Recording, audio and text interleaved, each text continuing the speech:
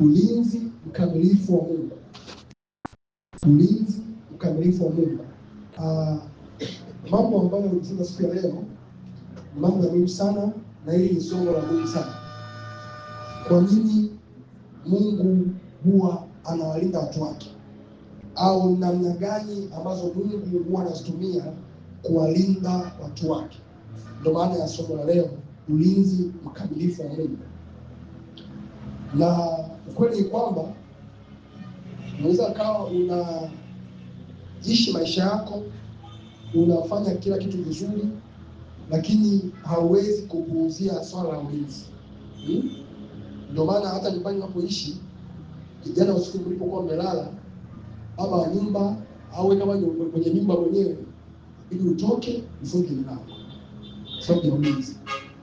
Hata ambaye duka lake shafunga duka lake, huwa haachi vivi, lazima afunge mlango.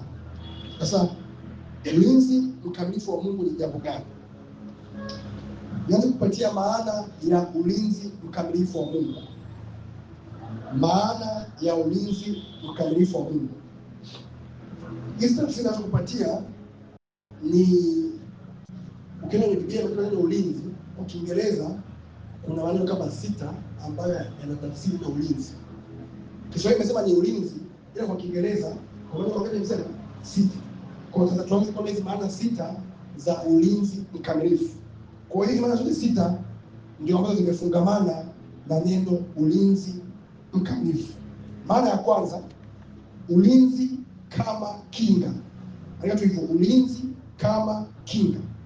Kwenye mabano andika protect. Ulinzi kama kinga.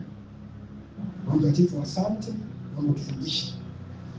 Ni kinga dhidi ya madhara au majeraha.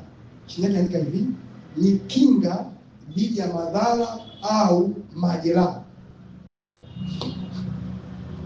Ulinzi kama kinga, maana yake hii kinga dhidi ya majeraha au madhara. Kwa hiyo hatua ambayo mtu anachukua ili kuzuia adui au hatari isimfikie, ndio maana ya ulinzi. Hatua ambayo mtu anachukua ili kuzuia adui au hatari isimfikie.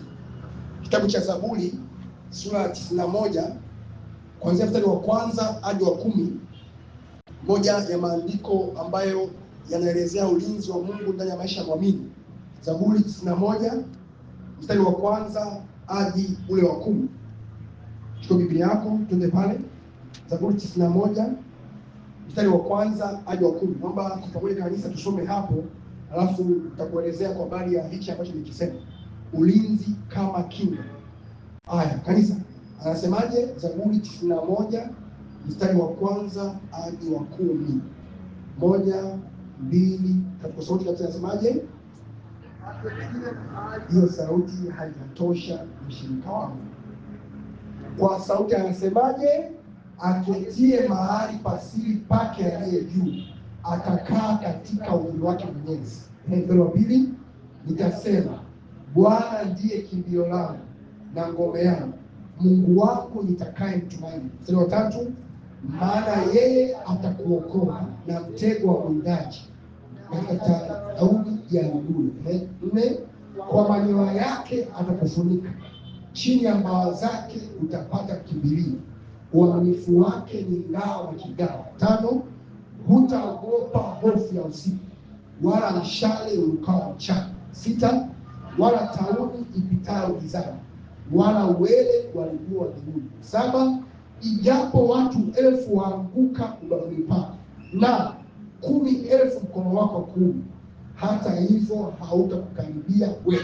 8, ila kwa macho yako utatazama na kuyaona malipo ya wasio haki. 9, kwa kuwa wewe Bwana ndiwe kimbilio langu, umemfanya aliye juu kuwa makao yako. 10, mabaya hayatakupata wewe, wala tauni haikaribia nyumba yako. Aya 11 pale, kwa kuwa atakuagizia malaika zake wakulinde katika njia zako zote.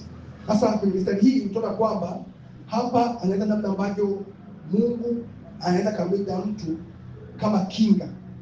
Anzia pale mstari ule wa 3, maana yeye atakuokoa na mtego wa mwindaji. Kwa hiyo ni kinga dhidi ya nani? Mwindaji. Unajua, unaposoma Biblia lazima uelewe kwamba Biblia iliandikwa kipindi cha huko miaka zaidi ya 2000 iliyopita. Sawa? Kuna baadhi ya mambo vimetoka Biblia kwa sababu ya nature ya kipindi kile. Kwa sababu nasema hivi, Mungu atakuokoa na mpiga. Naelewa bwana. Maana yeye atakuokoa na mtego wa nini? Wa mwindaji. Zamani moja ya silaha mwanae walikuwa na winda. Kwa Mungu alikuwa anaokoa, anasema hizo moja ile kitabu cha ulikuwa na windaji. Mtu ana mkuki, ana mshale pale, anamvutia mtu. Kwa amemtega. Sasa hizi pia Mungu anakuokoa wewe na mtego wa na katika tauni ya adui. Tauni maana kama magonjwa au njaa kali sana. Kama kuna watu ambao watapatwa na magonjwa, basi Mungu atakuwa na tauni ya adui. Amen. Kwa kuwa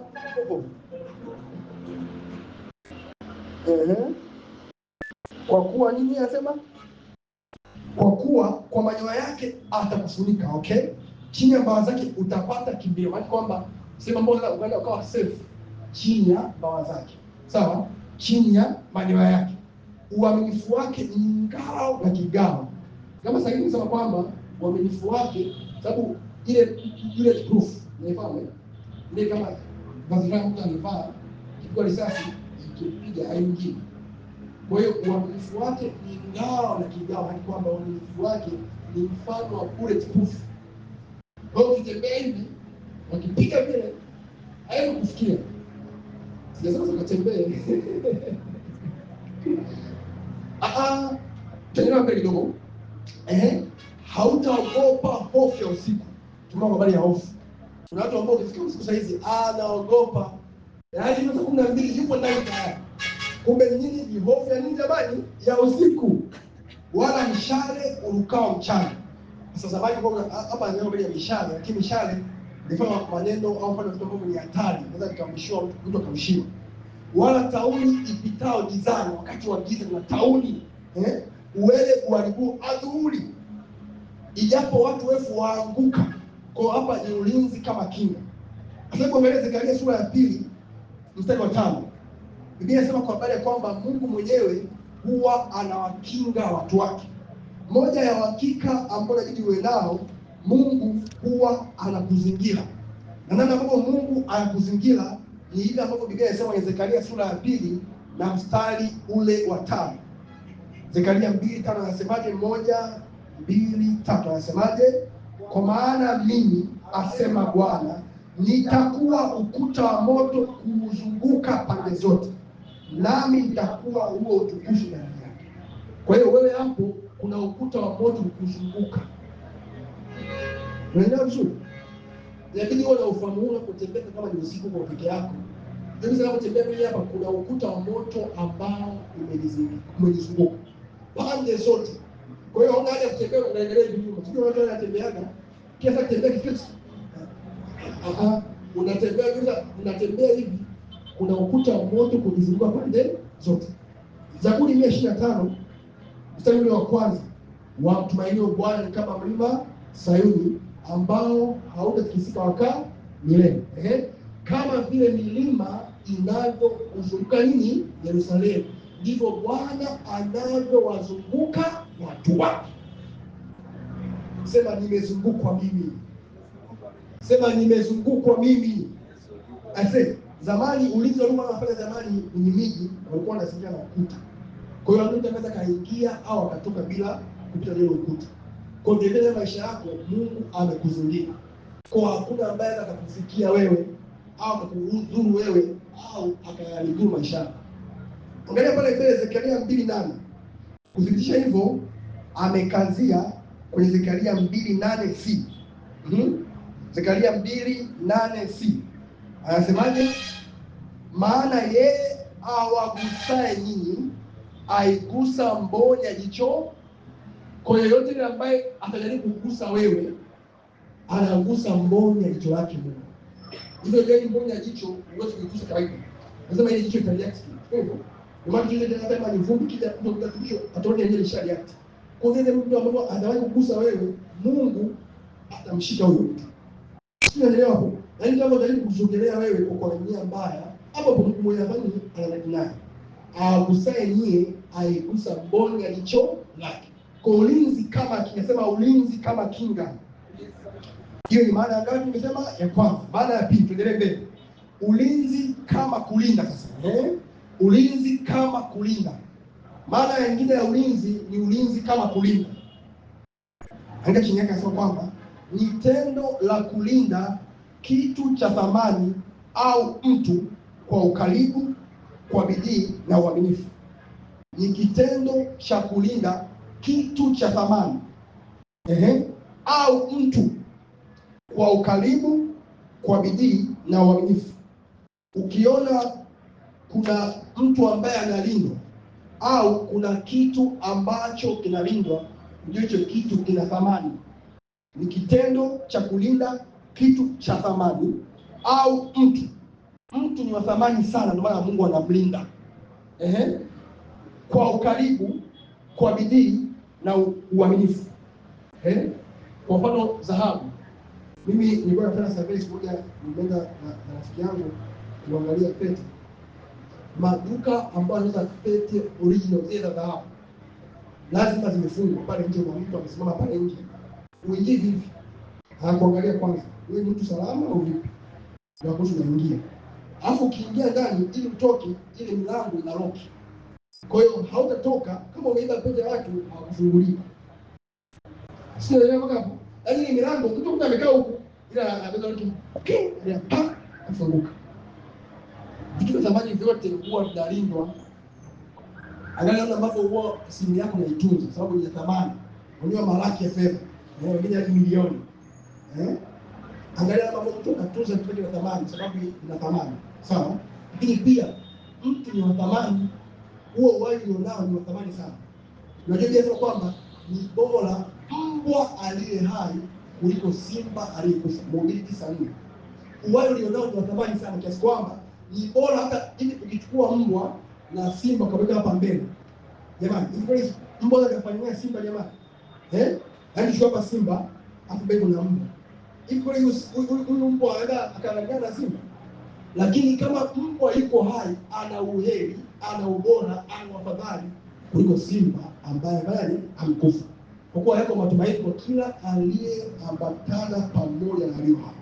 Kwa hiyo wewe pia ni wa thamani, ndio maana Mungu anawajibika kukulinda. Ndio maana watu wenyewe tu, mtu ambaye yuko hai huwa anawajibika kujilinda mwenyewe. Sababu gani? Thamani aliyoibeba. Unaelewa vizuri? Kwa mfano askari huwa analinda watu, huwa analinda rasilimali, huwa analinda nchi. Ukienda mgodini au ukienda sehemu ambapo kuna kitu cha zamani au benki. Unashaka benki ambayo askari pale. Yupo askari ndio anaangalia usalama pale. Analinda. Sawa? Haya. Maana ya tatu. Kabla ya hapo hebu soma kitabu cha Mithali 4:23. Mithali 4:23. Tuone uthibitisho maandiko kwamba kuna ulinzi wa kulinda kama kulinda. Mithali 4:23. Ile ndio ni ajabu kabisa. Alafu tutaendelea. Mithali 4:23. Kanisa, Biblia inasemaje? Mithali 4:23 inasemaje? 1, 2, 3 kusikia inasemaje? Linda moyo wako kuliko yote uyalindayo, maana ndiko zitokako chemchemi za uzima. Kama kuna mambo unayalinda kwenye maisha yako, cha kwanza cha msingi cha kulinda moyo wako. Kwa hiyo haya mambo ya kukusamehe, hapo unakuwa unafanya moyo wako uwe na mizigo ambayo haitajiki. Misilani, hasira, chuki. Wengine ni mambo kwa ni maovu ndani ya moyo, ule uovu wa moyoni. Pia sababu ya dhambi na siri. Haya yote yanafanya moyo wako unakuwa tayari kwa ajili ya kuvamiwa na adui. Lakini pia mwenyewe unakuwa una mizigo ambayo sio ambayo ukibeba. Mtu ambaye anashindwa kusamehe. Hivyo ndio hausamehe kwa ajili ya mtu mwingine.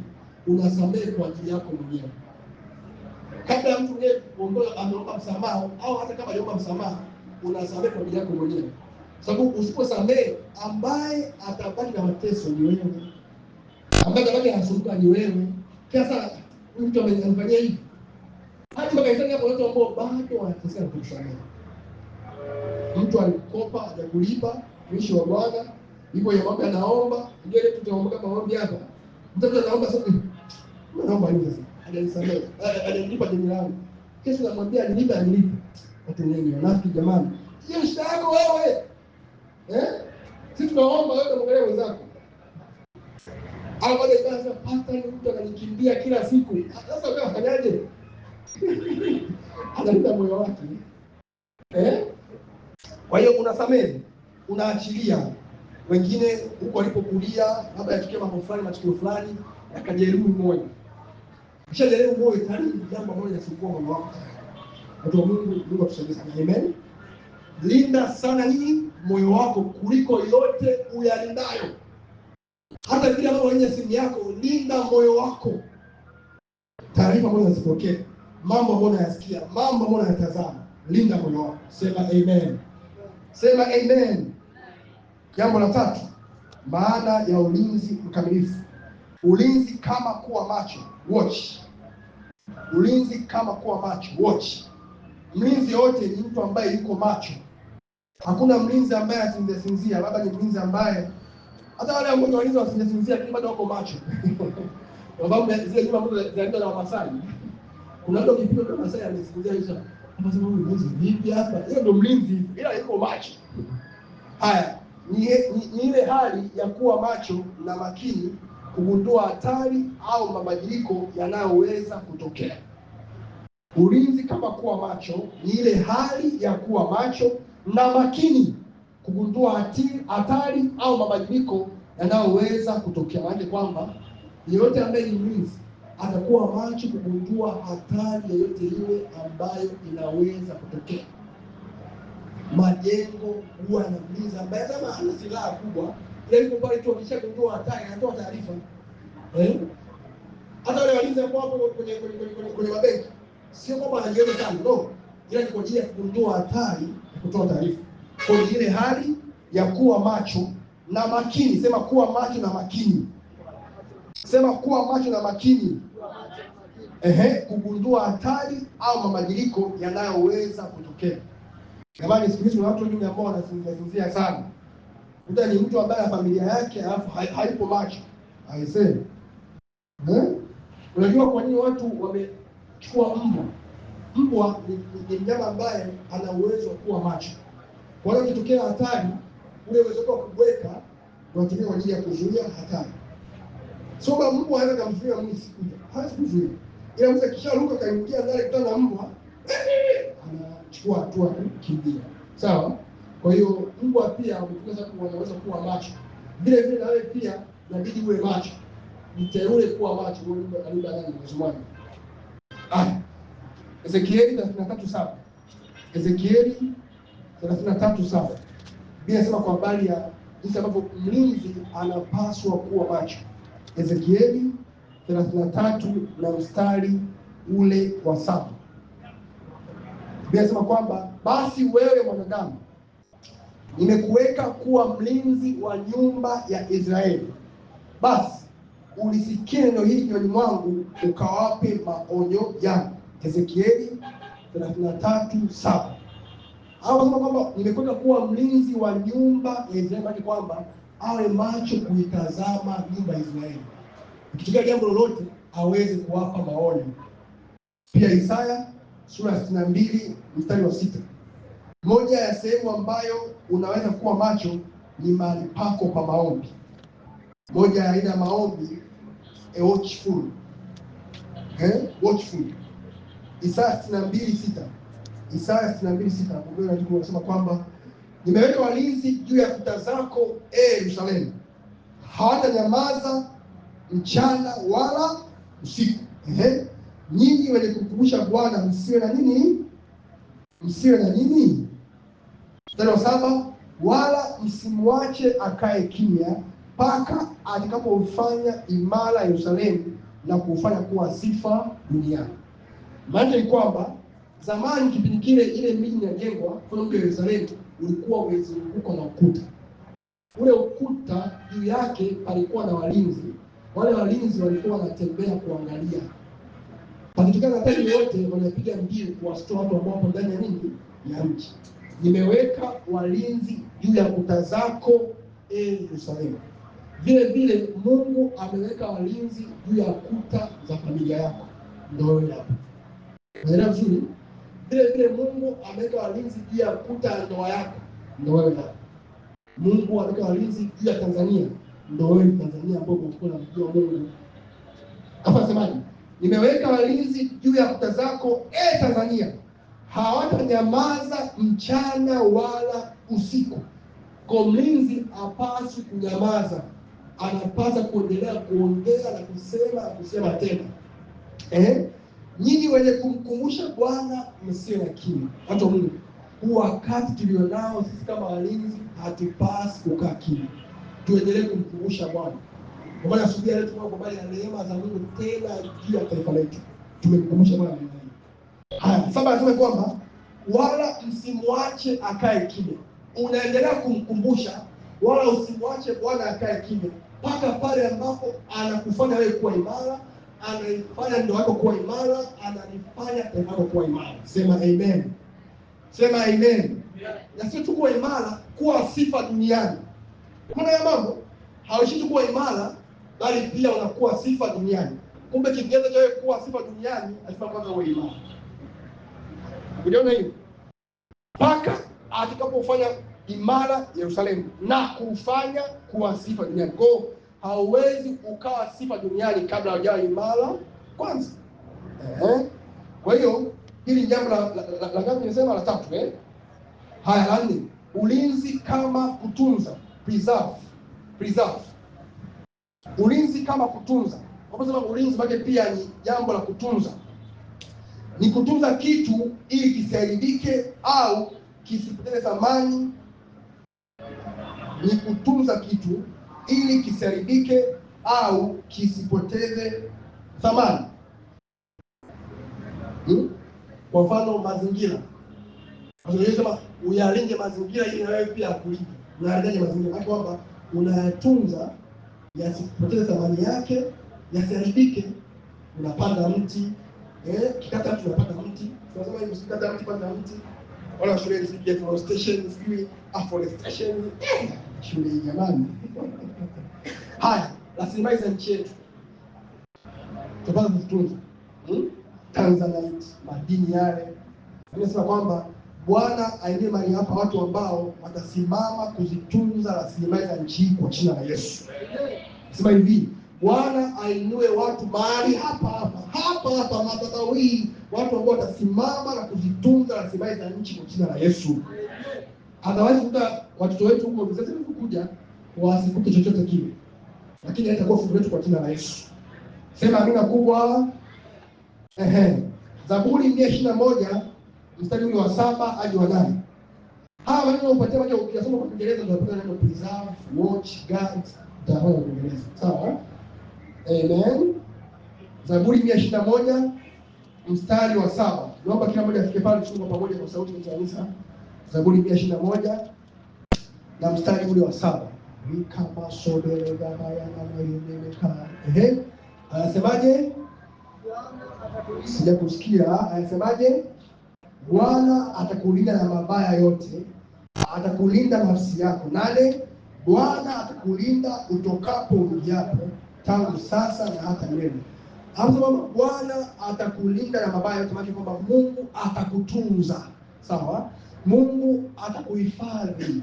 Mabaya yasikuharibu wewe, mabaya yasikupoteze. Unanielewa tu Mungu? Pia sema hivi, Bwana atakulinda utokapo, na kwamba popote pale ambapo utaingia au utatoka, Bwana atakuwepo kukuhifadhi. Bwana atakuwepo kukutunza. Sema kwa jina la Yesu, kuanzia leo ninapoingia, ninapotoka, Bwana atanihifadhi. Bwana atanitunza. Yes. Sio kila sehemu ni sehemu salama ya kuingia. Wala sio kila sehemu ni sehemu salama ya kukaa. Sawa? Jambo ambalo unaweza kuingia kama sio salama, sababu Bwana anakulinda unapoingia na unapotoka. Kwa hiyo utaingia salama na utatoka salama. Sema amen. Kwa hiyo ni Zaburi 121 mstari wa 7 hadi wa 8. Jambo lingine, kama kuweka salama. Ulinzi kama kuweka salama, yaani kwamba maana ya ulinzi ni kuweka salama. Ulinzi kama kuweka salama, ndivyo ilivyoandika, ni kuhakikisha kitu kinabaki salama bila kuharibiwa au kupotea. Ulinzi kama kuweka salama ni kuhakikisha kitu kinabaki salama bila kuharibiwa au kufanyaje, kupotea. Sema sitapotezwa kwa jina la Yesu. Hausemi Sema sitapotezwa kwa jina la Yesu. Sema sitapotezwa kwa jina la Yesu. Nimesikia nchi moja watu wanapotezwa.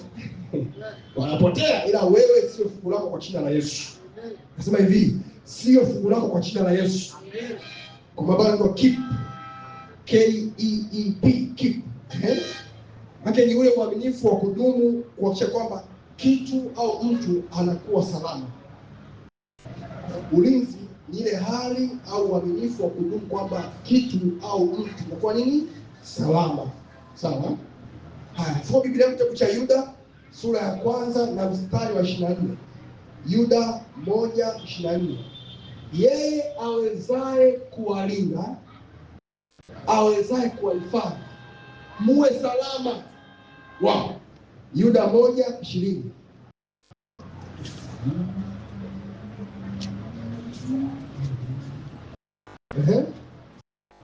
Anasema kwamba yeye awezaye kuwalinda nyinyi msijikwae, na kuwasimamisha mbele ya utukufu wake bila mawaa katika furaha kuu. Anasema hivi, Bwana akulinde kwa jina la Yesu. Bwana akulinde kwa jina la Yesu. Usijikwae. Kujikwaa maana yake kwamba unajua anatembea hivi hapa haje anajikwaa. Sawa? Lakini pia kujikwaa maana kwamba ukitembea usiteleze. Sawa? Kujikwaa pia maana kwamba ukitembea usianguke. Kwa Mungu anakulinda wewe usijikwae kwanza. Ana wokovu wako, kwenye utakatifu wako. Anataka kukulinda usijikwae. Sio leo ni mtakatifu, kesho tena umeanguka. Wiki hii umejitahidi kidogo, ukija tena chini.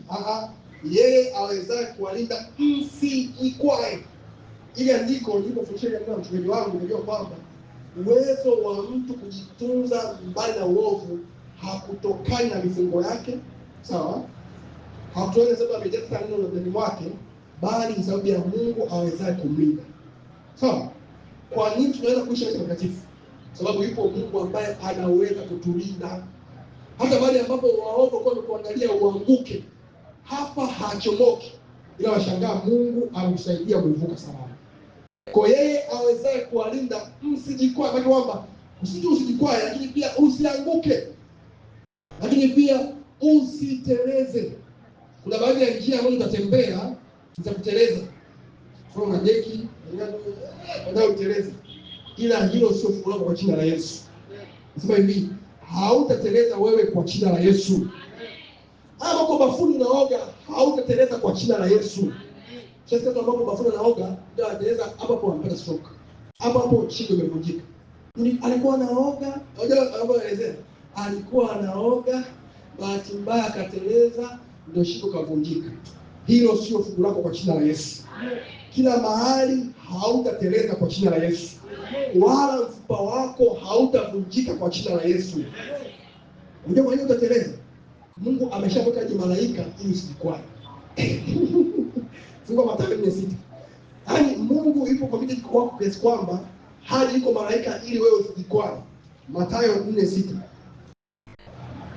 Akamwambia, ukiwa ndio mwana wa Mungu, jitupe chini, kwa maana imeandikwa, atakuagizia malaika zake na mikononi mwao watakuchukua, usije ukajikwaa mguu wako katika jiwe.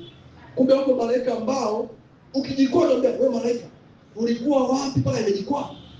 Sio unaelewa? Kwa mimi kiwatembea sina haja kuangalia, natembea sababu najua yuko malaika ambaye yuko responsible kuhakikisha kwamba sijikwaa. Kwenye wokovu wako pia yuko malaika ambaye Mungu ameshamwandaa ili usijikwaa kwenye wokovu wako, kwenye ujana wako. Amen. Nasema hivi, pokea neema ya kujikwaa kwa jina la Yesu. Kwanza sasa utatembea na kuenda na Bwana, wala hautajikwaa kwa jina la Yesu. Hautaanguka kwa jina la Yesu. Yes. Haya, jambo lingine. Jambo la mwisho, ulinzi kama kujali, take care. Ulinzi kama kujali. Ni kujali kwa upendo na kuwajibika kwa ajili ya usalama au ustawi wa mwingine. Ni kujali kwa upendo na kuwajibika kwa usalama au ustawi wa mwingine. Mungu anaposema kwamba Mungu anakulinda, maana kwamba Mungu kwa upendo wake anawajibika kwa ajili yako ili uwe salama, ili ustawi, ili ufanikiwe, ili uendelee mbele. Sema amina. Haya, Petro wa kwanza 5:7. God cares for you. Petro wa kwanza 5:7. Fungua Biblia yako pale tuone. Petro wa kwanza 5:7. Anasemaje? Huku mkimtwika yeye fadhaa zenu zote, kwa maana yeye hujishughulisha sana kwa mambo yenu. Kwa Kiingereza nasema hivi, and cast all your cares upon him for he cares for you. Yaani kama hautamtwisha Mungu fadhaa zako, utabaki kwenye mafadhaiko, utabaki kwenye mahangaiko. Nasema kwamba msijisumbue kwa neno lolote, bali kwa kusali, kuomba pamoja na kushukuru haja zenu zijulikane nani? Na Mungu. Ukiona una jambo ambalo unajisumbua nao, jua hapo haipo Mungu, ni wewe unajisumbua. Mungu lengo lake katika unajisumbue, sawa? Kwa maana pia amekupatia ujuzi wake, sawa? Hizo ni kwamba Mungu mwenyewe anawajibika kwa upendo wake kufanya wewe salama, uwe hai, ustawi na ufanikiwe. Sema amen. Haya, Zaburi 127 na mstari wa kwanza. Zaburi 127 mstari wa kwanza. Bwana asipoilinda nyumba, hapo asipoijenga, Bwana asipoijenga nyumba, wajengao wafanya kazi bure. Mbele nasemaje? Bwana asipoulinda mji, waulindao wakesha bure.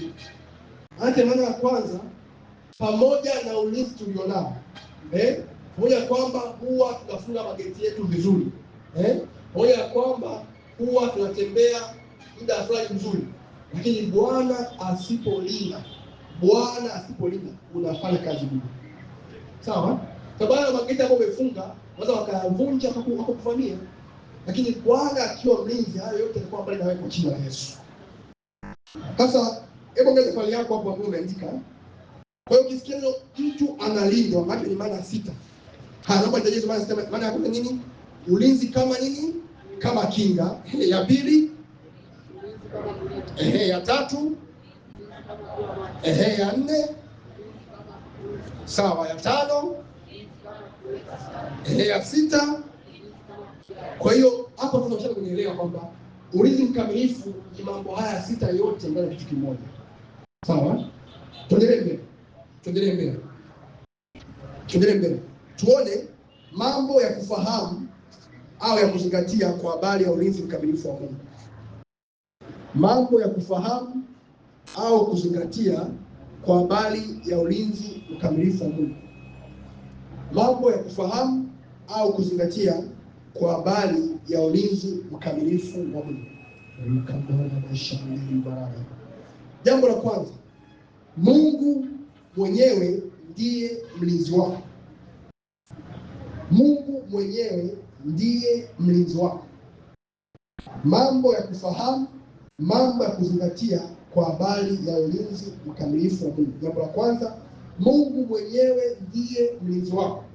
Zaburi sura 121 na mstari ule wa 5. Bwana ni mlinzi wangu. Kwa hiyo Bwana ndiye mlinzi wako. Sio mageti, sawa?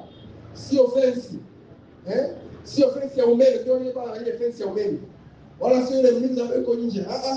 Bwana ndiye mlinzi wako. Sasa nini maana ya Bwana kuwa mlinzi wako? Unataka kufahamu walinzi wa rais. Sababu walinzi wa rais, hata rais akisimama hivi pale mbele anahutubia, juzi alikuwa anafanya mambo fulani pale serikali sikuelewa, lakini kati mheshimiwa anafanya ile mambo yake ambayo mimi mwenyewe sikuelewa, alikuwa anahutubia pale hivyo. Nyuma yake kuna watu wanasimama hivi nyuma. So, wale nani wale? Walinzi.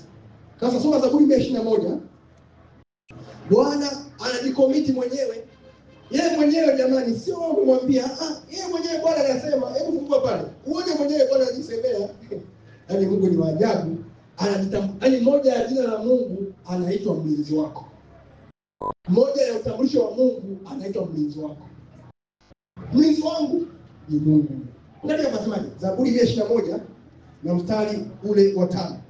Naomba kanisa soma pamoja, asemaje? 1, 2, tunasemaje?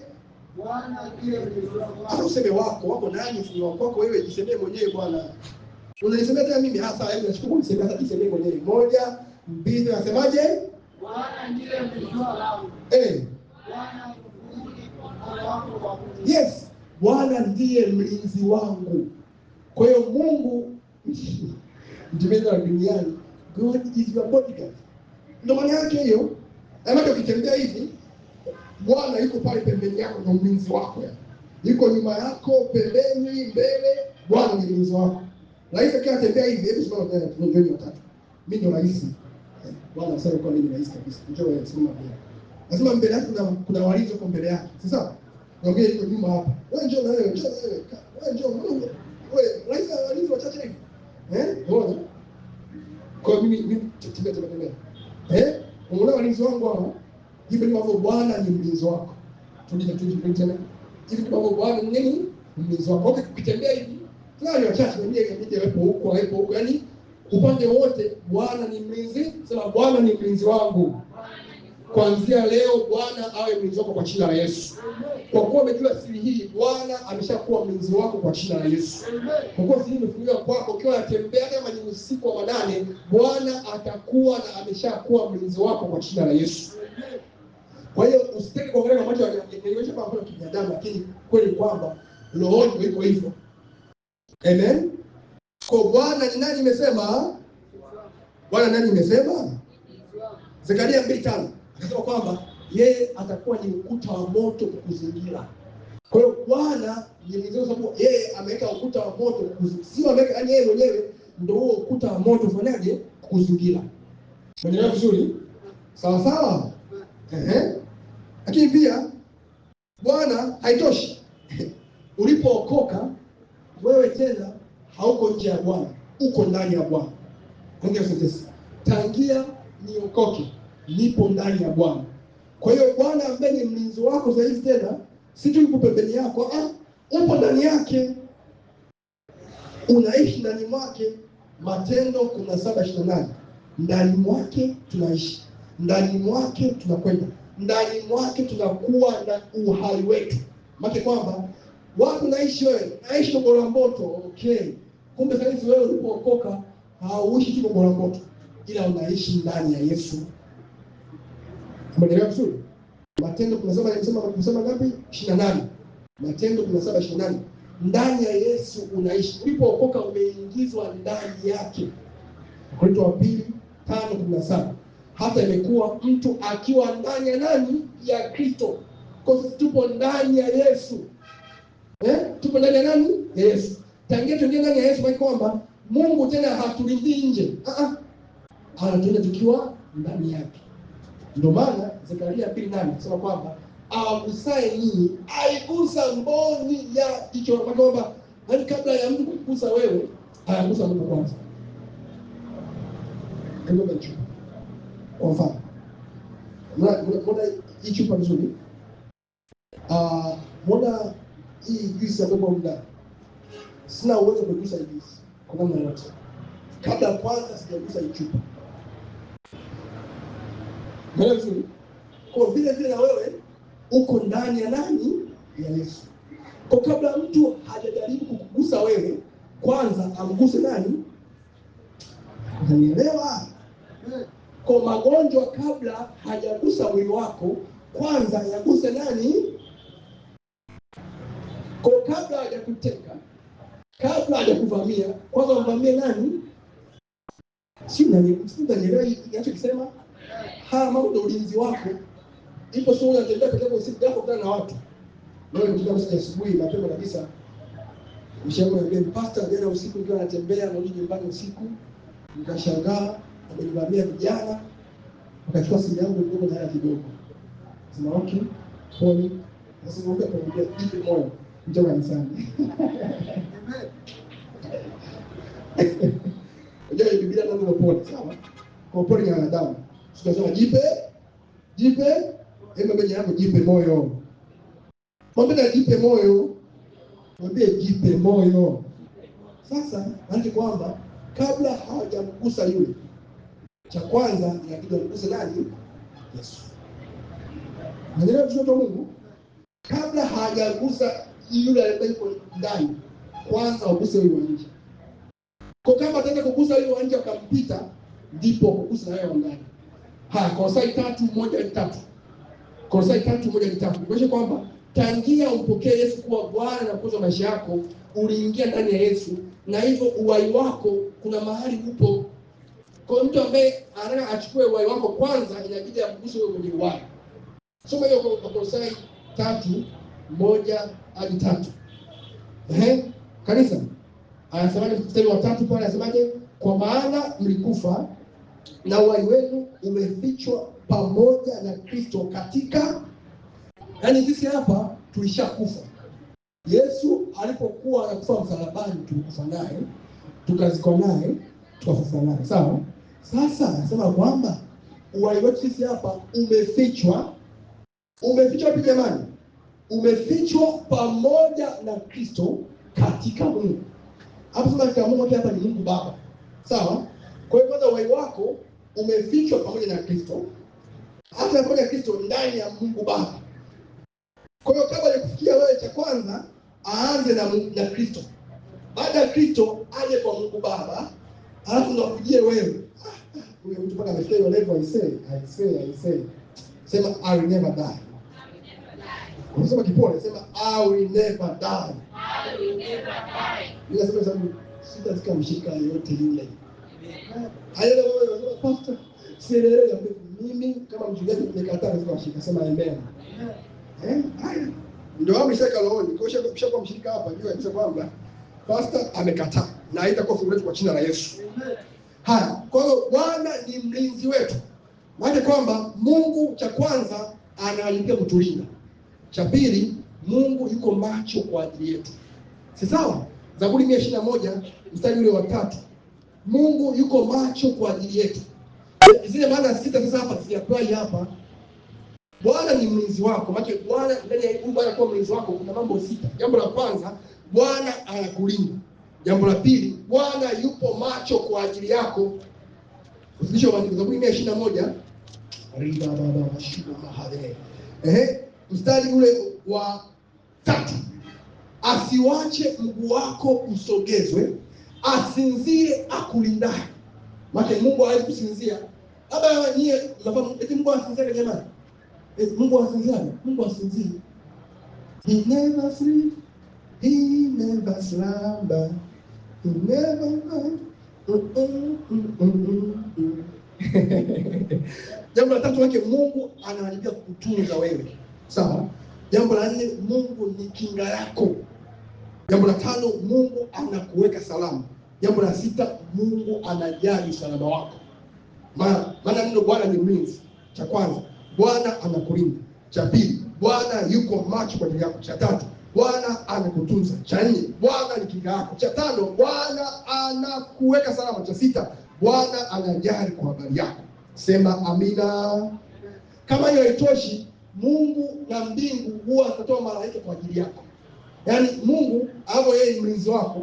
Haitoshi tu yeye mlinzi wako na upo ndani mwake, lakini pia Mungu huwa anatuma malaika kwa ajili yako.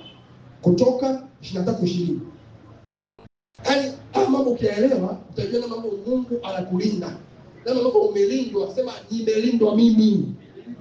Sema nalindwa mimi. Kwa hiyo ukitembea, tembea kifua mbele za Mungu anakulinda. Pia sio Mungu tu, hadi malaika pia wapo kukulinda. Soma hiyo Kutoka 23:20. Kutoka 23:20 anasemaje? Soma pale msikangu. Soma unasikia kwanza. Alafu jamani leo tunasema mapema kabisa. Ni waacha. Anasemaje hapo? 1, 2, tunasemaje? Tazama. Mimi namtuma malaika aende mbele yako. Ili akulinde njiani. Na kukupe Okay, kumbe Mungu huwa anatuma malaika akulinde njiani. Kuelekea njia ya ndoa yako, Mungu ametuma malaika kulinde. Kuelekea kwenye mafanikio yako, Mungu ametuma malaika kulinde. Kuelekea kwenye kesho yako kubwa ambayo ni hatima ambayo Mungu amekuandalia, Mungu ameshatuma malaika akulinde njiani. Kwa hiyo anaenda mbele yako, hivyo malaika yuko na wewe, anakulinda wapi? Njiani. Sema nalindwa njiani kwa jina la Yesu. Ulizo jeni wa muhimu sana, maana pia maombi ya kufunga huwa ni muhimu. Ezra 8:21. Ezra 8:21. Ndipo nilipoamuru kufunga hapo kwenye mto Ahabu, ili tupate kuingisha mbele za Mungu na kuomba kwake njia iliyonyoka, ili kwamba Mungu atulinde na adui njiani. 8:21-23. Moja ya sababu kwa nini mimi kufunga, maombi ya mfungo huwa yanaandaa njia ambayo mbele yako. Kama kuna adui yote yule ambaye anaweza kujitokeza njiani mwako, Mungu anakusaidia mapema. Amen. Haya, tuendelee mbele. Kwa Bwana ni mlinzi. Hiyo ni kweli, au jambo la kwanza na kulifahamu hapo. Jambo la pili, ulinzi mkamilifu ni mapenzi ya Mungu juu ya maisha yetu. Ulinzi mkamilifu ni mapenzi ya Mungu juu ya maisha yetu. Yaani moja kitu ambacho Mungu yuko committed nacho ni kwa habari ya sisi kutulinda. Ulinzi mkamilifu ni mapenzi ya Mungu juu ya maisha yetu. Kwa Mungu anapenda kutulinda. Wow. Mungu anajisikia raha kukulinda. Unaelewa vizuri? Sema amen. Useme amina Haya, Mwanzo 28:15. Mungu ni mapenzi yake atulinde, na amekuwa na ameamua kutulinda. Mwanzo 28:15. Mwanzo sura ile ya 28 na mstari wa 15. Na tazama, mimi nipo pamoja nawe, nitakulinda kila uendako. Sema kila uendako. Sema kila uendako.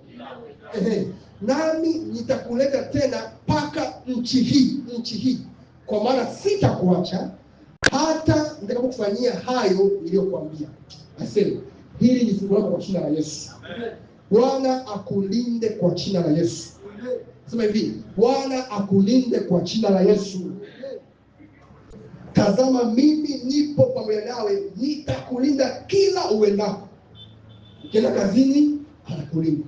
Sawa? Kwenye safari afanyaje? Anakulinda. Unapoenda nyumbani afanyaje? Unapotoka na dukani afanyaje? Ukienda chooni afanyaje? Kila mara afanyaje? Kila uendako, sema kila niendako. Kwa hiyo ukienda mkoani afanyaje? Sasa kama unaenda mkoani sema hivi, yani huyu ndio mmoja ni mchawi. Pastor, naomba niombee. Sisi wote ni wachawi sana. Niombee kwa Mungu anilinde. Mungu anakulinda tayari. Sema amen. Haya, Isaya 42:6. Mungu yuko committed kukulinda kiasi kwamba hadi nywele zako amezihesabu. Yaani nywele zako hizi Mungu amezihesabu. Ama Mungu sasa kukulinda. Soma Isaya 42:6. Sasa hiyo iongelee nywele ile ndio ndio kwenda. Haleluya. Isaya 42:6. Kanisa, Biblia inasemaje? Isaya 42:6 inasemaje? Mimi Bwana nimekuita katika haki, nami nitakushika mkono na kukulinda. Anasema mimi nimekuita katika haki, nitakushika mkono na kukulinda, Mungu anakulinda, mtu wa Mungu.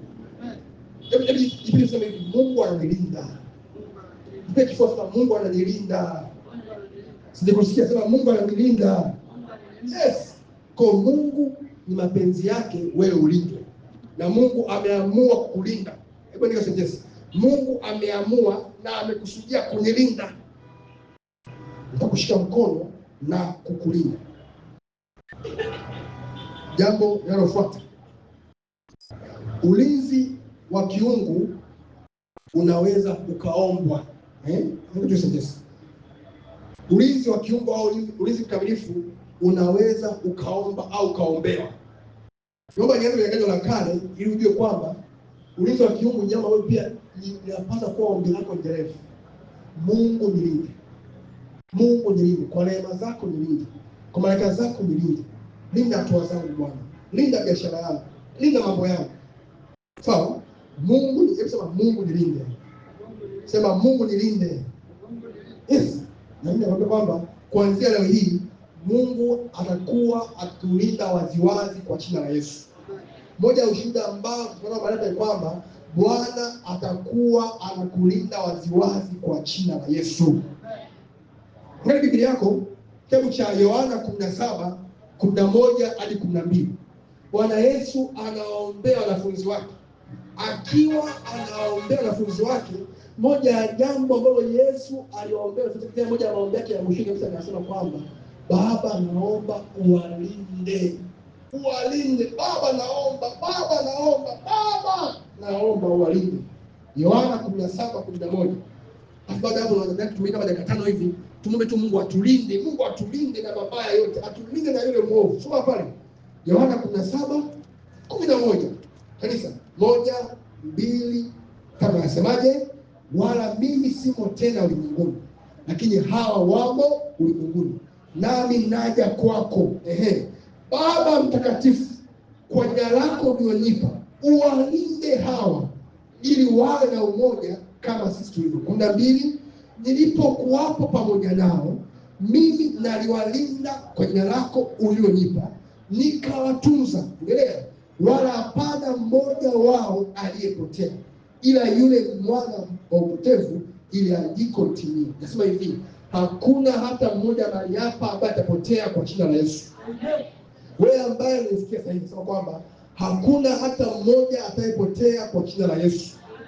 Ikiwa tu unasikia neno ambalo nalisoma hapa, hautapotezwa kwa jina la Yesu.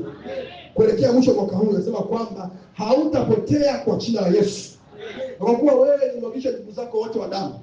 Muda huu tulipo mahali hapo, tunaomba kwamba wale ndugu zako wote Bwana atawalinda. Hakuna hata mmoja atakayepotea kwa jina la Yesu.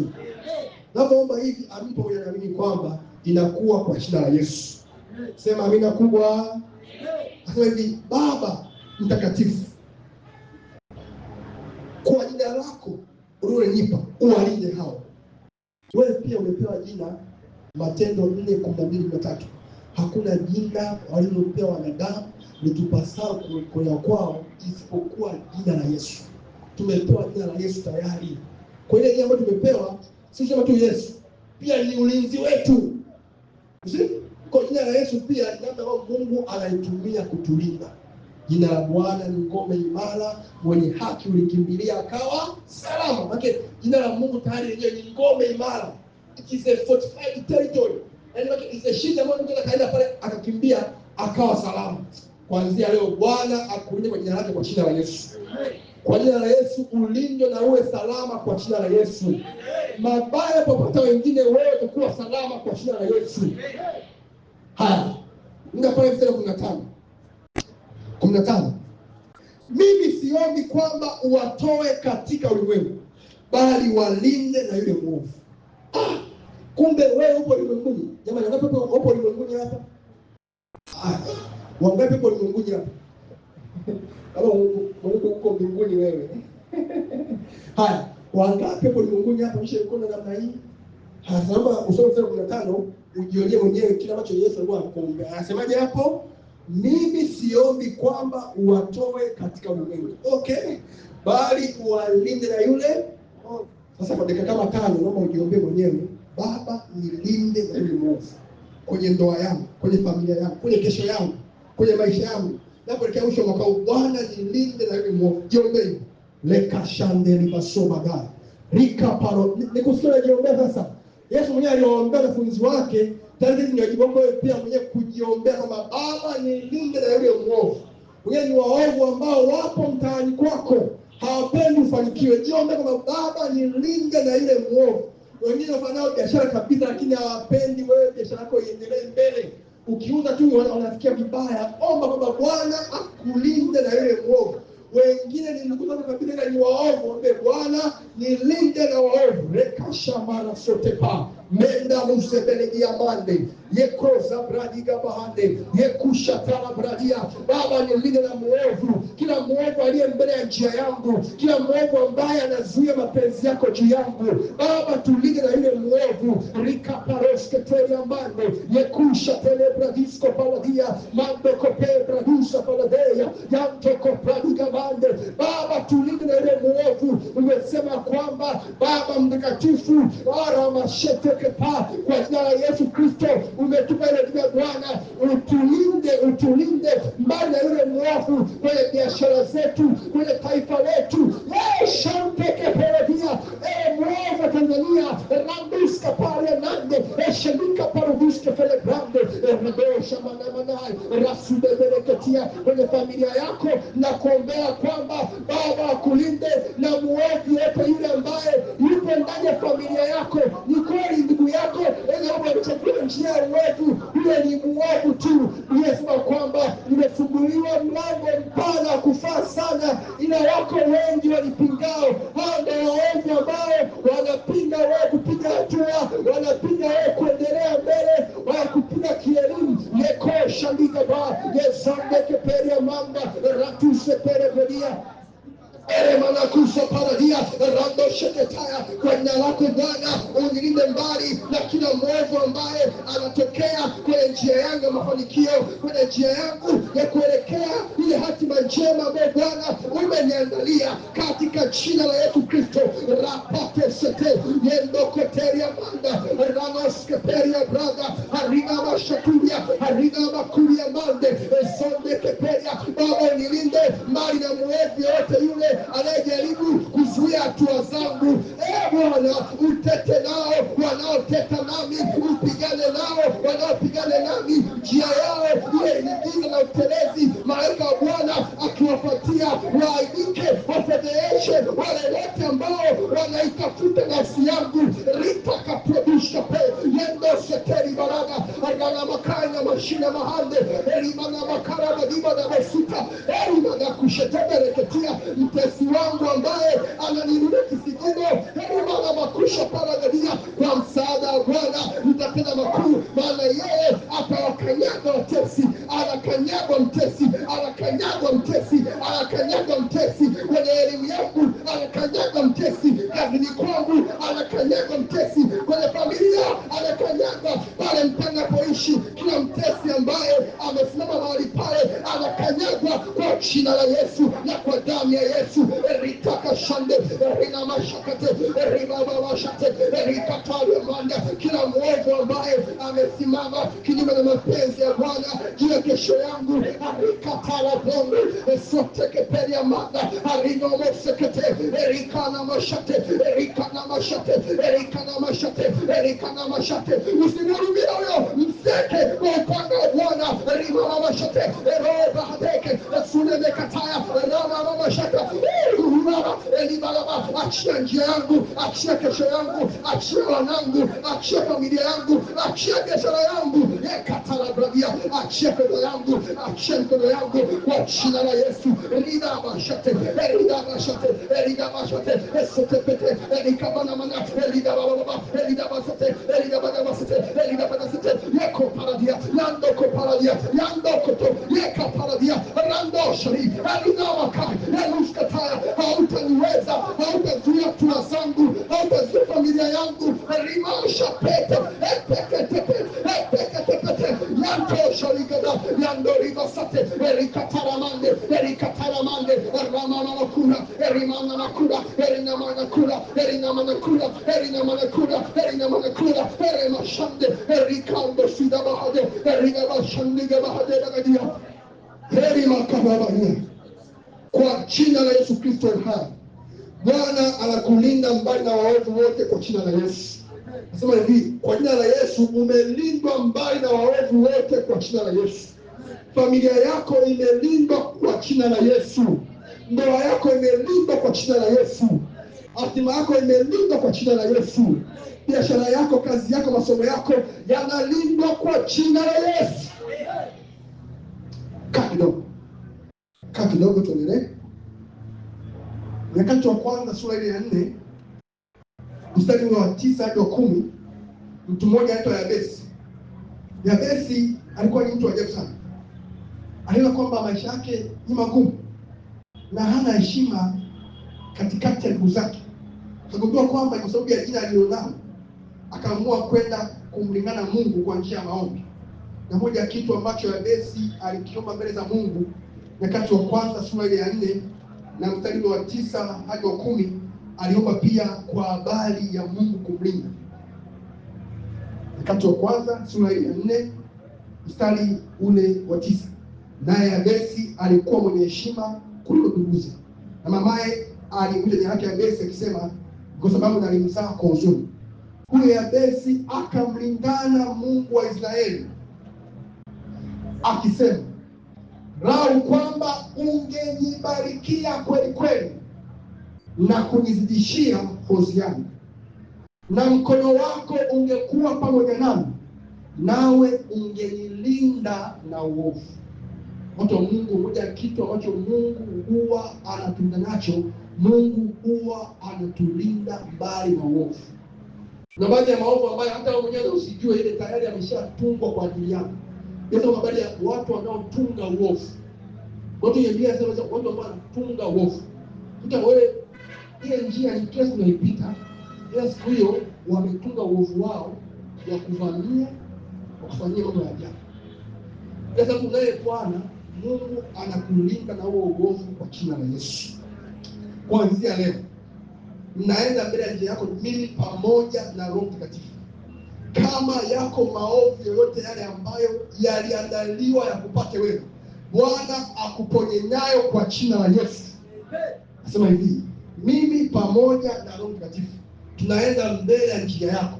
Kama uko uovu wa namna yote ile ambao ulipangwa utokee mbele yako, huo uovu hautakupata wewe kwa jina la Yesu. Ukajana mwezi wa 9 mwishoni, nikiwa natoka makao makuu na nyumbani kusema, mimi na mchungaji wangu boda anakimbia hivi speed. Ghafla boda kaingia mbele yetu hivi, tukamgonga pa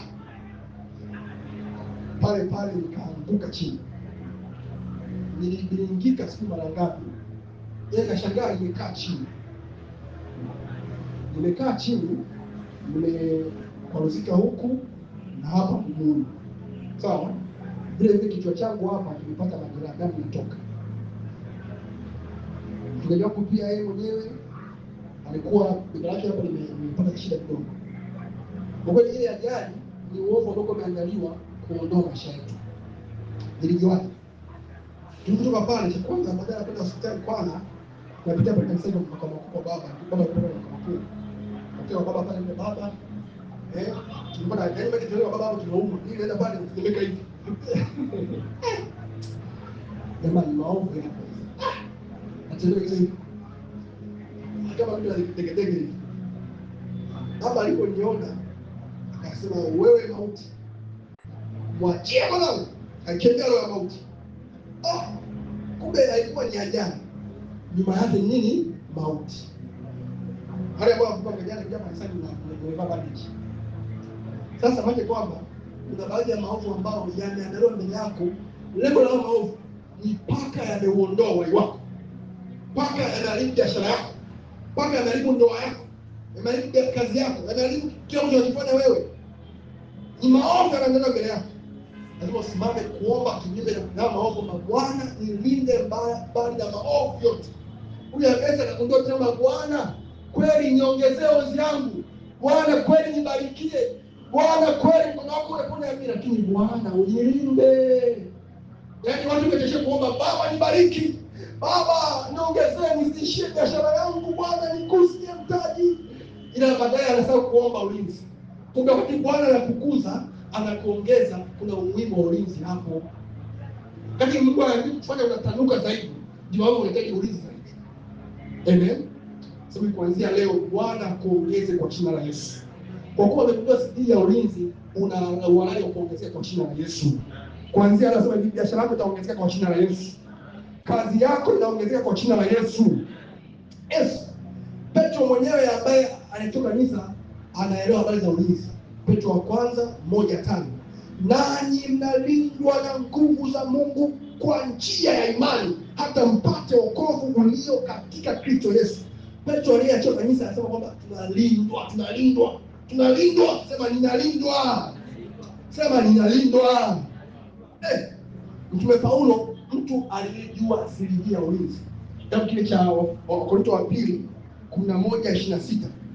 Kana shangaa pale, huyu jamaa alikutana na hatari mbalimbali. Zote hizo Mungu alimlinda nazo. Leo na wewe pia zipo hatari ambazo zinaweza zikaja kwako wewe. Mungu atakulinda nazo kwa jina la Yesu. Unasikia vizuri? Hatari za usiku, hatari za safari, hatari za maji, za ndege, kila mahali unawindwa.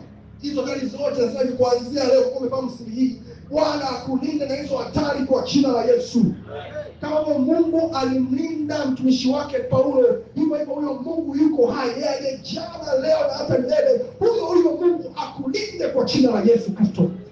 Mbali na hatari ya moto kwa jina la Yesu. Mbali na hatari ya ajali kwa jina la Yesu.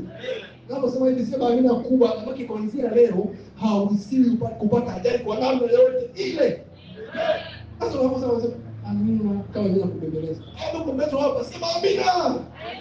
Kuanzia leo Bwana akulinda na hatari za kila namna kwa jina la Yesu. Hatari za barabarani Bwana akulinda nazo kwa jina la Yesu. Hatari za moto Bwana akulinda nazo kwa jina la Yesu. Hatari za majambazi na wezi Bwana akulinda nazo kwa jina la Yesu. Hatari za silaha zile zile Bwana akulinda nazo kwa jina la Yesu. Utakuwa salama wewe na familia yako kwa jina la Yesu. Soma pale wewe Wakorintho wa pili 11:26. Yaani Mungu anaweza kutulinda mbali na hatari mbalimbali. Wakorintho wa pili 11:26. Katika kusafiri mara nyingi, hatari za mito. Huyu jamaa alikuwa anavuka mito. Hatari ya kwanza hiyo. Hatari za wanyang'anyi. Aisee, wapo wanyang'anyi. Toka nyumbani kwako unapangia pale kachocho kamekaa hivi. Sawa? Katika kachocho kamekaa hivi. Bwana anataka kukulinda na wale wanyang'anyi bana. Sema amina. Unamwambia kweli? Baba usiposema amina sasa mapema. Nikaona sasa ndio mimi jamani. Chukua simu. Chukua chochote chini. Wewe sio mtu uliko na mimi kabisa. Kuanzia leo Bwana akulinda na wanyang'anyi kwa jina la Yesu. Sema hivi, Bwana akulinde na hatari za wanyang'anyi kwa jina la Yesu. Yes. Hatari kwa taifa langu. Hadi za taifa. Jamani, taifa langu. Kwani nyinyi mnajua tena taifa? Hamjui? Hamjui bwana? Nataka niseme tena jamani. Hatari kwa mataifa mengine. Hatari za mjini. Aise, kubaba mjini kuna hatari zake hizo. Bafu.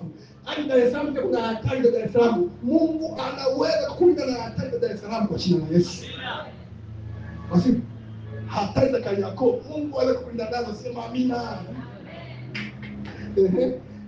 Aya, hatari za jangwani.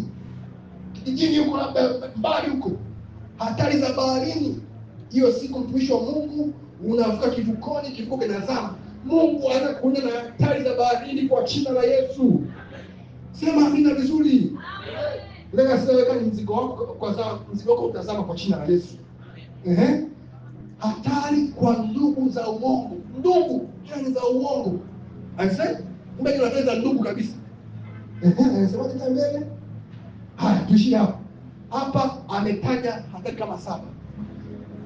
Maana kwamba ndani ya siku 7 Mungu anaweza kulinda na kila hatari. Kuisha Bwana. Hapa ametaja hatari ngapi? Nimesema 7. Maana ndani ya siku 7 za wiki Mungu anatukia kwamba kila siku hatari ambayo itatokea hiyo siku anakulinda nayo. Anakulinda nayo. Sema amina. Huyu Paulo mwambie Mungu alikutana na hayawani wa Efeso.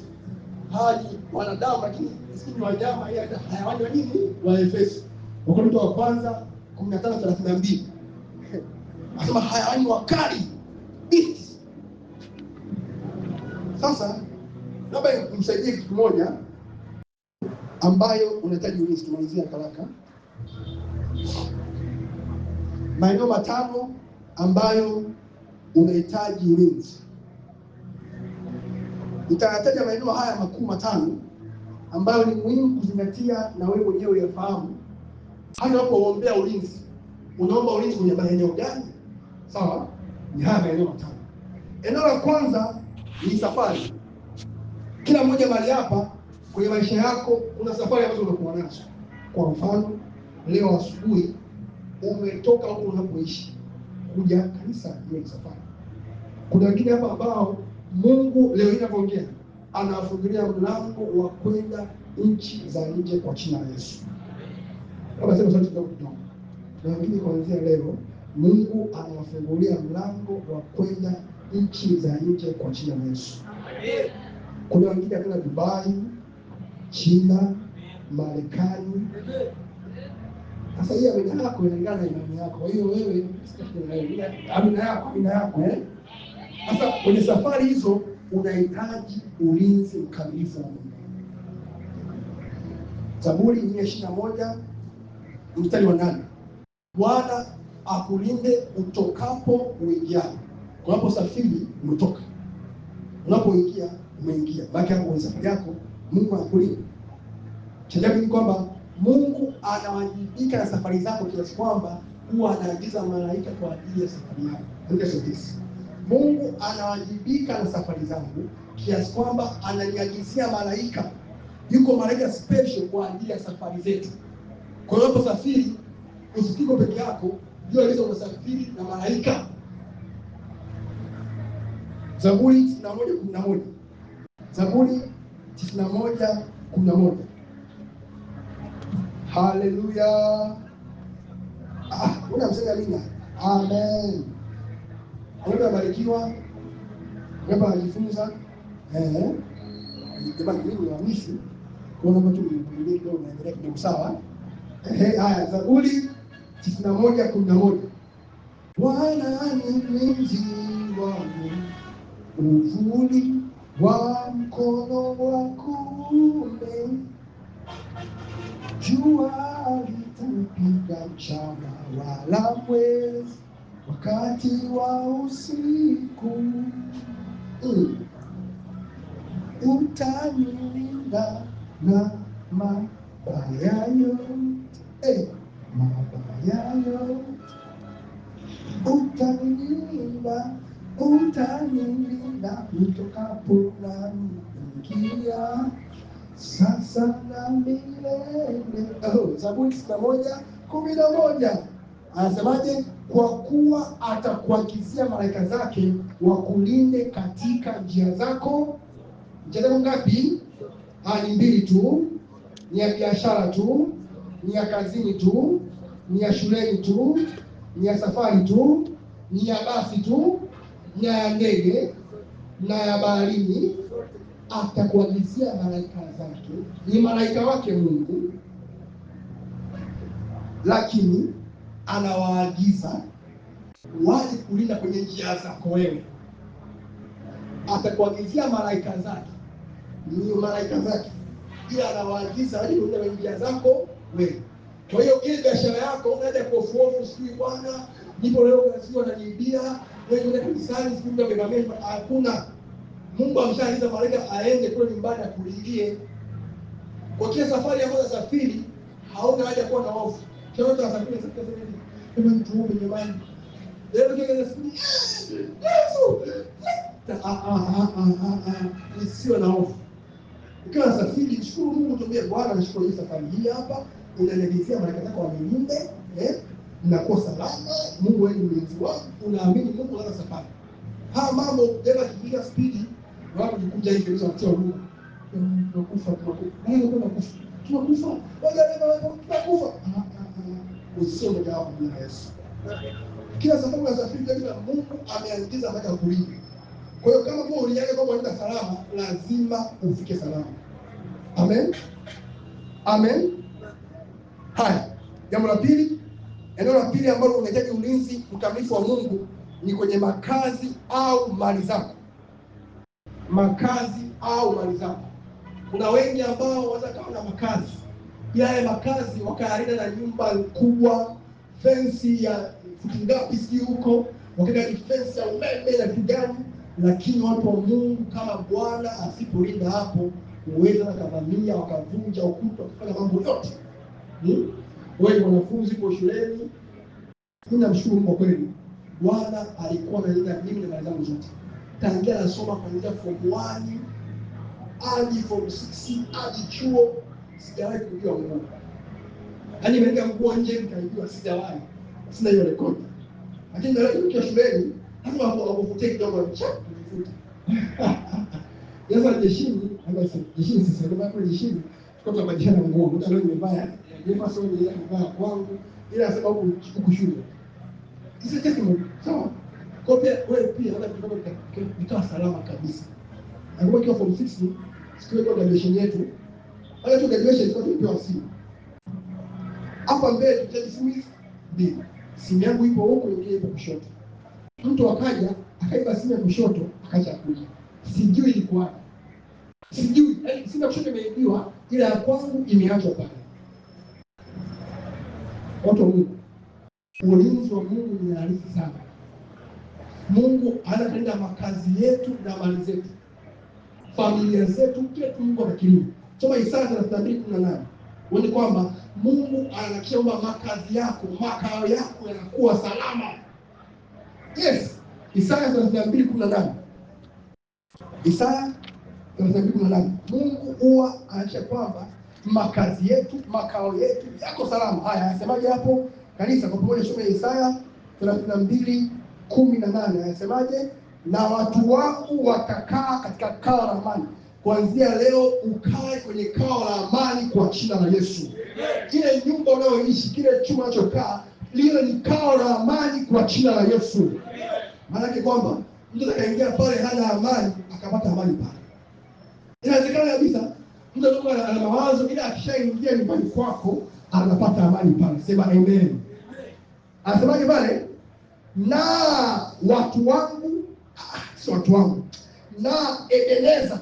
Hebu jiseme, alisema na mimi hapa nitakaa katika kao la amani. Kuanzia leo Mungu akufanye nyumbani kwako kuwe kao la amani kwa jina la Yesu. Wewe ni mama, una mume wako, kile nyumbani ni kao la amani. Akiingia tu nyumbani anasikia amani tosha. Amen. Hapo wanawake ambao pia anasema amina. Aendelea kusemaje? Na katika maskani hizo nini? Salama. Kwa maskani yako iwe salama. Let your home be a safe place. Sema salama ambao mtu akitamani aende kae hapo, atulie tu hapo yani.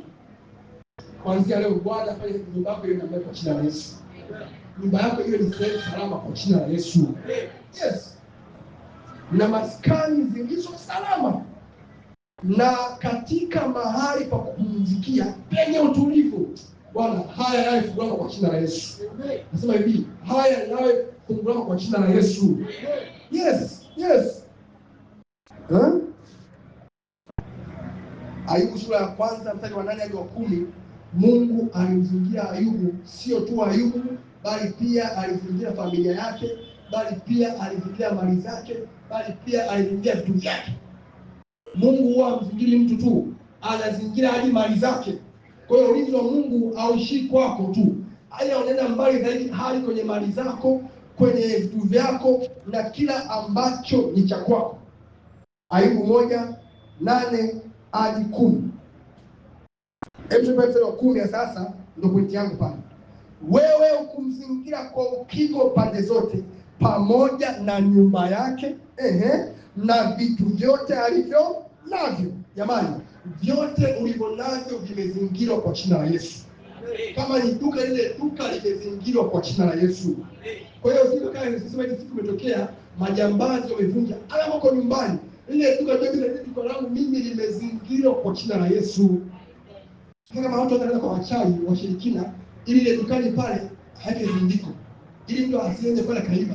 Kwa nini wewe pia usiamini neno la Mungu likawa zindiko lako hili? Kwa ukikaa huko nyumbani usio nalala leo usijua kweli. Kwa kiasi kwa ana mashaka kwamba hata kaibiwa.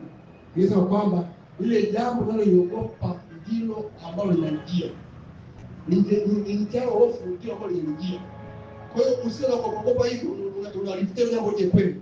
Wewe kile kwamba mimi kao langu ni salama, nyumbani ni salama, Mungu amenizuia mimi pamoja na vitu vyangu vyote. Sema amina. Sema amina kubwa. Haya, jambo la tatu. Eneo hili la tatu ambalo unapaswa na unahitaji ulinzi wa kiungu ni mahusiano yako na wanadamu. Mahusiano yako na wanadamu. Moja ya eneo ambalo ulinzi wa kiungu unahitajika ni kwenye mahusiano yako wewe na wanadamu. Ushaandika hivyo? Haya, niangalie. Yesu alipokuwa anahitaji mwili, alinunua kanisa kwa damu yake. Kwa Yesu huwa anatumia watu wenye miili. Sawa? Vile vile shetani pia huwa anatumia watu wenye miili. Kwa hiyo kuna watu ambao ni wanadamu, ila ndani mwao ni shetani ambaye anakaa ndani mwao. Kama wewe ndani mwao anakaa Mungu, watu ambao ndani mwao wamekaa adui. Kwa hiyo adui ataanza kuiba, kuchinja na kuharibu. Kwa namna ambavyo unahusiana naye yule mtu, Mungu anakulinda mbali na mahusiano yote ambayo nataka alikuwa kwenye mtego kuharibia maisha yako, kuharibia biashara yako au kuharibia vitu vyako. Unaelewa mtu wa Mungu? Unaelewa? Kwa hiyo wakati mwingine haya mabaya yapo kupitia watu. Yanaletwa na watu. Kwa hiyo kama ni pale ambapo una mahusiano na Mungu anayekulinda mbali na watu. Isaya 54:15. Yaani wewe lazima pastor, mimi sina jambo lolote na mtu, sina ubaya na mtu, mimi sina baya na mtu, mimi huna baya wewe, Sasa ndugu yangu nikwambie, yamkini hauna baya na mtu yoyote, ila kuna watu ambao wana mabaya na wewe. Hawapendi kuona unasuka vizuri. Hawapendi kuona umekaa mbali vizuri. Hawapendi kuona kwenda na biashara yako pale. Kiasi na mtu asingefungua, hawapendi. Hawapendi kuona. Kwa unajuaje watu? Basi kuwajua, lakini wapo. Biblia ina watu waovu. Isaya 54:15. Anasema kwamba tazama, yamkini watakusanyana, lakini si kwa shauri langu. Okay, endelea. Watu wowote watakao kusanyana juu yako wataanguka kwa ajili yako. Kumbe wewe umekaa zako vizuri hapo kanisani, unaenda kwa kikao kudiscuss tena. Yaani mbali ndani yake zile kanisani na mtoto wake pale. Wewe watu ndio wanasema kila tu wameshakaa wenyewe wanakuanzia mabaya. Angalia Biblia tena kitabu cha Zaburi 61:7. Kuna watu ambao huwa wapo ni waovu. Zaburi 61:7. Nitambia mmoja kitu cha mfungi ile hapa Zaburi 61:7. Ijapo watu elfu waanguka ubavuni pako. Hawa watu si watu gani? Ni watu ambao hawakutakii mema. Watu ambao wako kinyume na wewe. Zaburi 61:7. Kuna watu ambao ni watu wabaya, watu waovu. Bwana utete nao, wanateka. Kwa watu ambao tayari kuteka na wewe yani. Wala wapigane na wewe. Hawapendi ndoa yake uendelee mbele. Hawapendi kuona wewe unafanikiwa. Hawapendi kuona mambo tania ukuja isiwe kwa sasa na Mungu saizi. Hawapendi kuona mambo unaomba nyumbani. Hawapendi.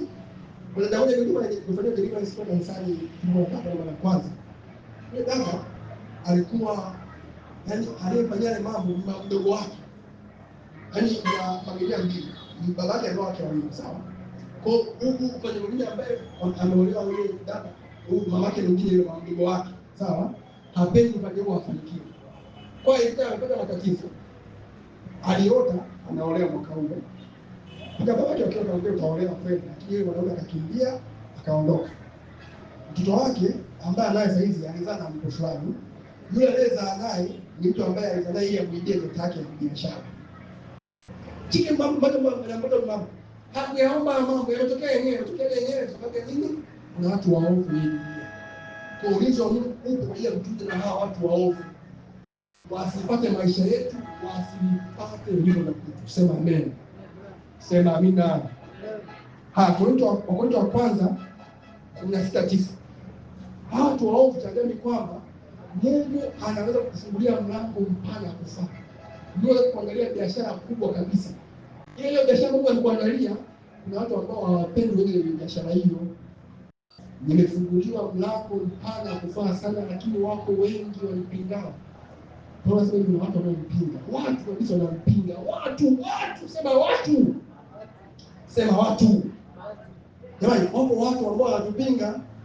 Yaani wewe unafanya maisha yako vizuri. Maybe na hivi umemaliza chuo vizuri. Yaani mtu pale kijijini kwenda sasa hivi. Kwa nini mamaliza chuo vizuri? Amebaki harudi kijijini, haiwezekani. Hata kwa mganga. Yaani ajisikia wa kulogi. Hapo ndo namna hiyo. Sawa? Yes, watu, sema watu. Matendo 13:8. Matendo 13:8. Hawa watu pia ni watu ambao wanashindana na wewe. Matendo 13:8. Na jamii ya watu ambao wao wenyewe mashindano. Ukifanya hivi leo unataka kufanya hivyo hivyo. Umevaa gauni jipya anaanza kusema nasema mimi wapo watu ambao wanashindana na wewe. Matendo 13:8. Anasemaje? Sikusikia anasemaje? Lakini Elima yule nani? Yule nani? Ni ndugu yako tu nani? Maana ndio tafsiri jina lake. Akashindana nao, akitaka kumtia yule liwai moyo wa kuiacha ile imani. Unaweza kutia moyo waache kuja kanisani, waache kusali. Kumbe ni mchawi fulani ambaye anashindana na wewe. Uache kumfuata Mungu wako, uache kuomba. Kama unapigia makelele maombi yako, kila siku makelele usiku, tutaki makelele hapa. Kumbe ile makelele ili tu wewe uache imani, akutia moyo wa kuiacha imani. Ni watu. Unahitaji wingi wa Mungu dhidi ya watu kama hao. Amen. Amen.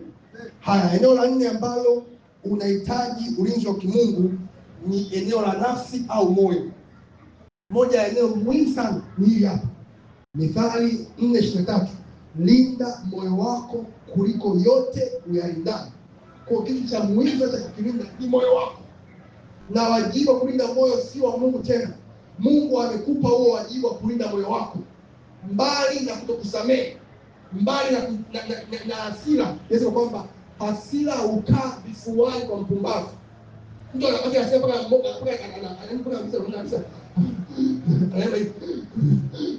hiyo ni hasira. That is very dangerous. Naomba niseme kabisa, upone. Hiyo ni hasira mbaya mno. Kwa hiyo shambukia tu jambo fulani hajakuelewa, anakulia machozi. Atalia huyo, analia, anakulia leo, kesho analia tu. Hiyo ni changamoto tayari. Mwingine ni kutunza mambo moyoni. Yaani ukifanyia jambo unakuwa atakujipenda labda. Analikuta moyoni. Mwaka mzima ulifanya mwezi wa pili mwaka huu anaambia hivi. Unakumbuka mwezi wa pili? Siku ile Jumapili hiyo. Pasa kwa na udini. Ukanikanyaga. Yaani imeniuma sana. Yaani hili limeniuma sana. Sema hili limeniuma sana.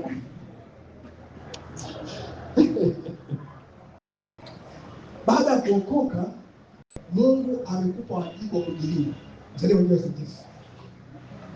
Baada ya kuokoka, Mungu amekupa wajibu wa kujilinda. Hata kujilinda maana unalinda nafsi yako au moyo wako mwenyewe. Waraka kwanza wa Yohana sura ya 5 mstari wa 18.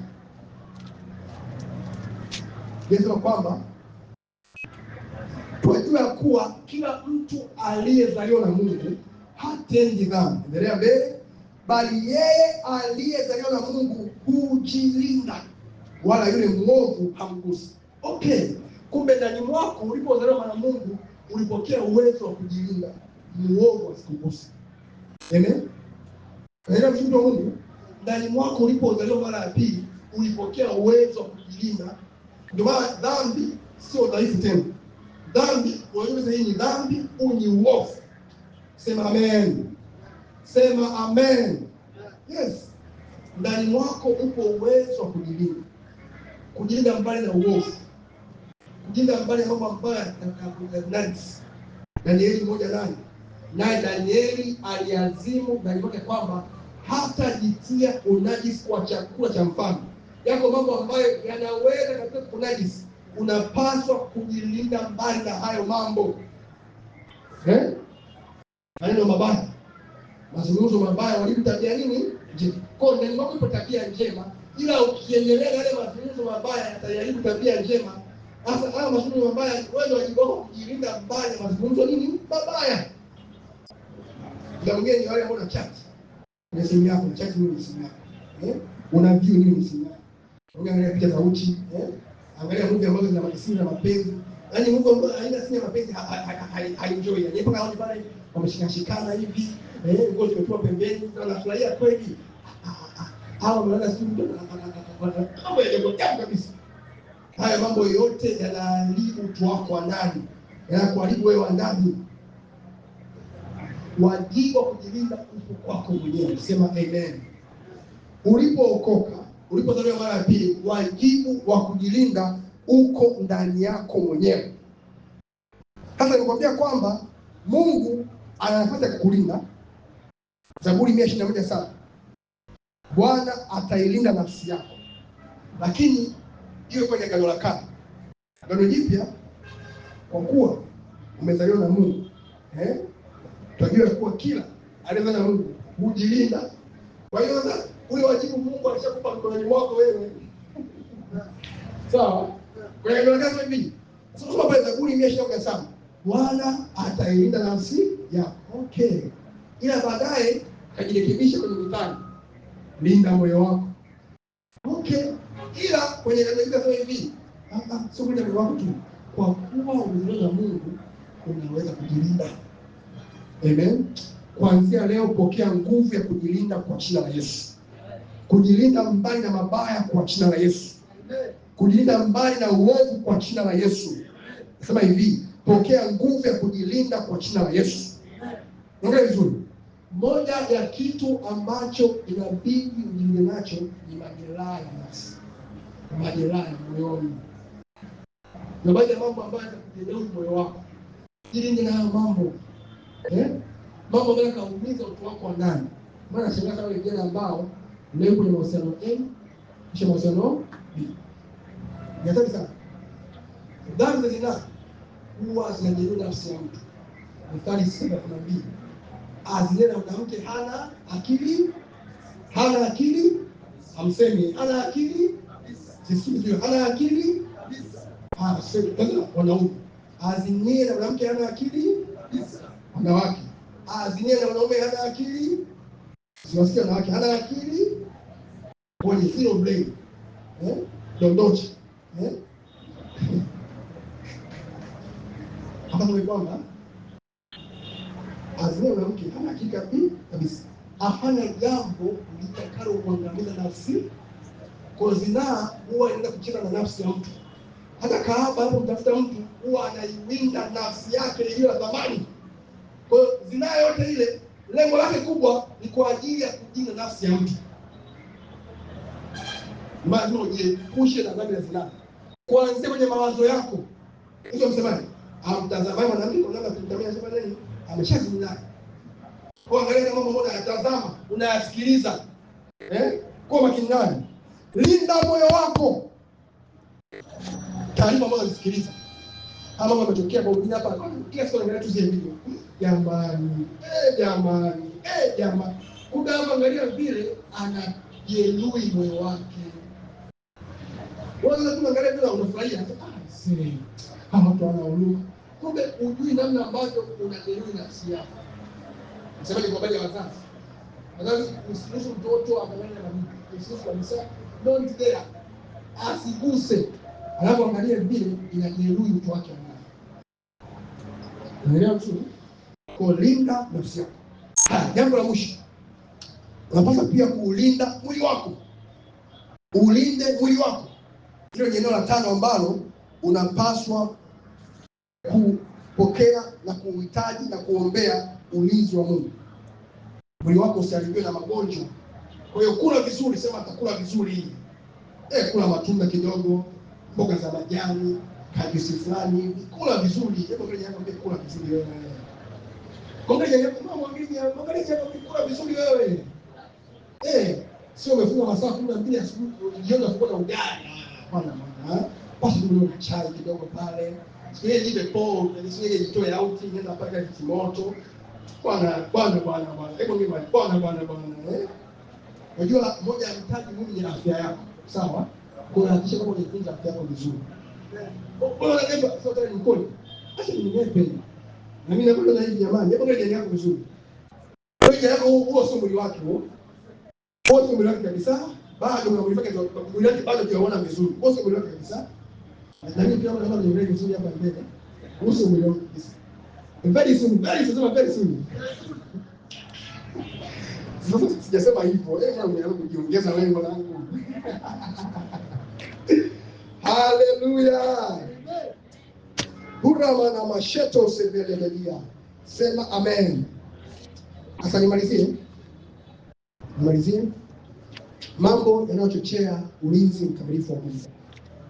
Mambo yanayochochea ulinzi mkamilifu wa Mungu. Karama suja belegedia. Riba na mashando sepelegedia. Thank you Holy Ghost. Mambo yanayochochea ulinzi mkamilifu wa Mungu. Jambo la kwanza ni kuishi maisha matakatifu. Moja ya jambo ambalo litakusaidia uanze kutembea kwenye ulinzi mtakatifu wa Mungu ni kuanza kuyaishi maisha matakatifu. Maana kwamba pale ambapo unaishi maisha matakatifu, Mungu atakaa na wewe. Utautunza uwepo wa Mungu. Uwepo wa Mungu kana maana kwamba tayari Bwana ndio mlinzi wako, yupo na wewe. Kwa hiyo kama ni mlinzi wako, atakayegusa wewe ambaye ni kao la Bwana. Anakuwa mgusa nani? Mgusa Mungu mwenyewe. Unaelewa vizuri? Kwa hiyo ni muhimu kuishi maisha nini? Matakatifu. Maisha ya haki. Maisha ya haki. Ndio chini kuishi maisha ya haki. Biblia inasema kwa habari ya wenye haki. Tupo kwenye maombi ya 15 na baba yetu Mshikwa Jima. Mmoja jambo ambalo alifundisha ni habari ya stahiki 100 za wenye haki. Unatumia ukumbi. Ukiwa mwenye haki na mambo kama 100 hivi ambao ni stahiki yako, ni halali yako ya kupata. Ila tu wewe ni mwenye haki. Neema ya Mungu iokoayo wanadamu wote imefunuliwa. Nayo inatufundisha kukataa ubaya na tamaa nini? Za dunia. Tupate kuishi kwa nini? Kwa haki, kiasi na utaua kwenye ulimwengu huu wa sasa. Kwa hiyo jana maana wa Mungu kusaidia watu waishi maisha ya haki. Kwa hiyo utakatifu ni kichocheo cha kufanya wewe utembee kwenye ulinzi mkamilifu wa Mungu. Malaika wa Bwana hufanya kituo wakiwazuia wale wanaomcha Mungu. Kwa kadiri ambavyo unamcha Mungu unavutia utendaji wa malaika. Naongea sentensi. Kadiri ambavyo unamcha Mungu unavutia utendaji wa malaika. Malaika wenyewe wanafanya kitu kwa mtu ambaye anamcha Mungu. Kwa hiyo kama unamcha Mungu, wanavutwa kwako, wanapenda kwa mtu ambaye anamcha Mungu. Kwa ndivyo Mungu anaendelea kukupa pia hata kwa malaika zake.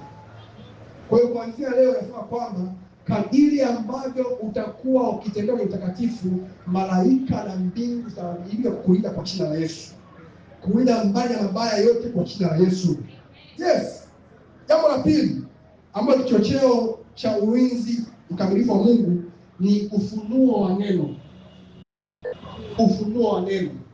Haya ndio mambo ya kufundisha, ni mambo ambayo Mungu amenifundisha, mimi pia nimejifunza kwa watu wengine, lakini mambo ambayo ananiambia baadhi ya mengi yale ambayo mimi mwenyewe nimefunuliwa.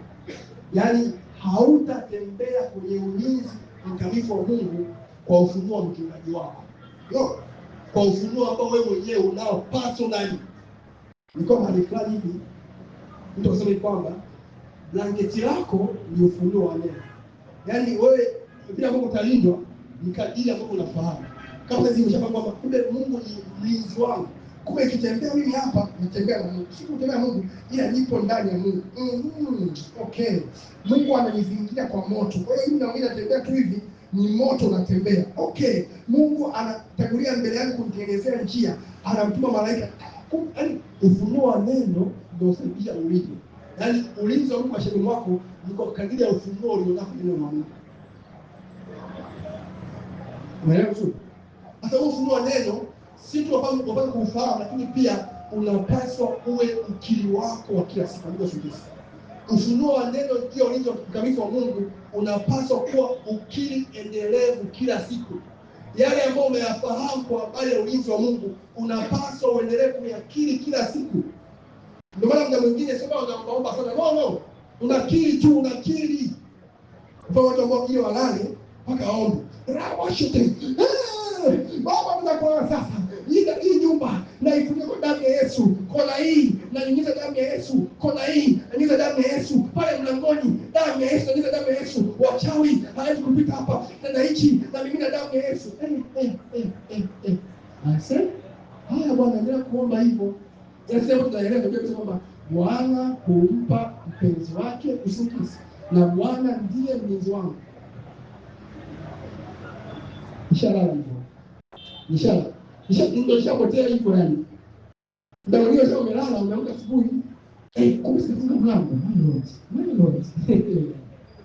Watu wa Mungu, Bwana asipoulinda mji, walindao wakesha ule. Unakiri hivyo, unaendelea kukiri hivyo, unarudia tena. Watu wengi, Bwana ni kama mlima Sayuni, hautatikisika milele, wakaa milele. Kama ambavyo Bwana anauzingira Israeli, ndivyo ambavyo Bwana anawazingira watu wake. Mimi Bwana amenizingira, Bwana amenizingira kulia, amenizingira kushoto, mbele na nyuma. Malaika yuko pembeni yangu hapa. Nipo ndani ya Yesu. Unakiri hivyo na inakuwa ni urithi wako. Amen. Kuanzia leo uanze kukiri yale ambayo unafahamu kwa habari ya ulinzi wa kiungu. Ama kwa nje una hofu na mashaka, wewe kiri kwa habari kile ambacho unakifahamu. Unafunga duka lako, unasema kwamba Bwana analinda mimi pamoja na duka langu. Unaondoka zako. Mwizi anakanyaga hapo. Ana kaja kwa mwizi. Yeye anafika pale, ashinda haoni duka. Anaona ukuta. Kumbe roho ndio ushabadilisha kitu. Amen. Kuanzia leo huo urithi wako kwa jina la Yesu. Malaika huwa wako hodari kulitendea kazi neno. Zaburi 103 mstari wa 20. Zaburi 103 mstari wa 20. Kwa kadiri ambavyo unakiri neno, unawavuta malaika waje kulitendea kazi. Yaani unapokiri neno la ulinzi, unavuta malaika wa ulinzi aje hima hapo. Fungua Biblia yako hapa, sema Zaburi 103 mstari wa 20. Fungua pamoja. Kadiri ambavyo unakiri ile neno, ndivyo ambavyo unamvutia malaika wa ulinzi. Ile malaika ambaye anabidi kulinda usijikwae. Unapokiona kwamba atalinda mguu wangu usijikwae, anakuja hapo haraka sana. Wala mfupa wake akuvunjika. Kumbe malaika ambaye anajua kwamba mfupa wako usivunjike, anakuja hapo. Soma hapa, anasemaje? Zaburi 120. 1, 2, 3 anasemaje?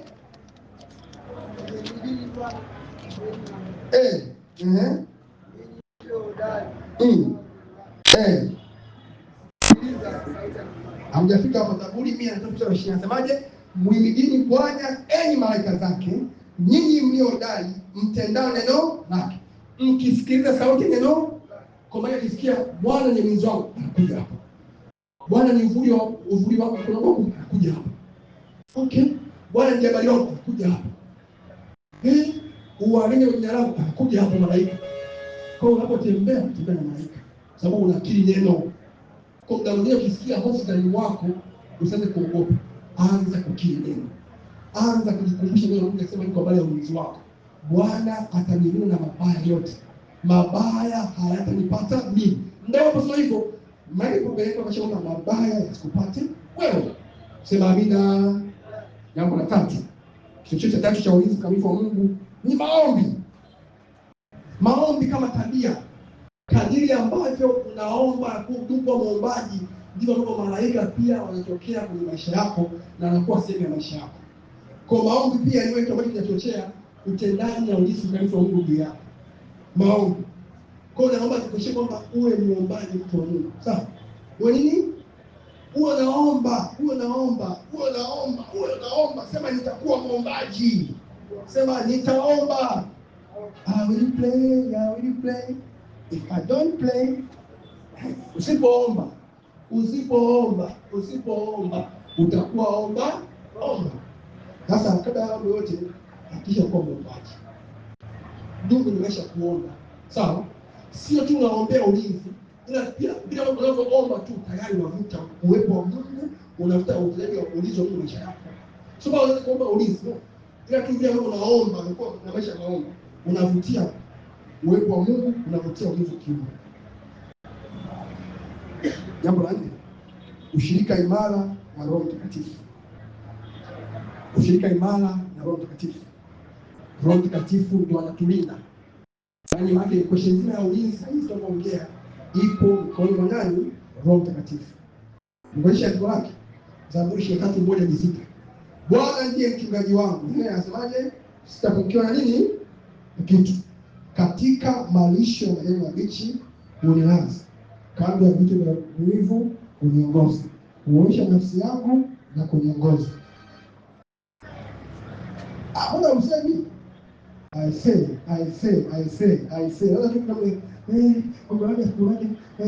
Hakika wema na fadhili zitanifuata. Hebu fungua pale uone. Zaburi 23:1-6. Fungua pale kwa moja kabisa tusome, alafu tuishi jambo moja la ajabu. Haya, anasemaje moja, vita tunasemaje? Bwana ndiye Sijakusikia mshika kwa sababu anasemaje?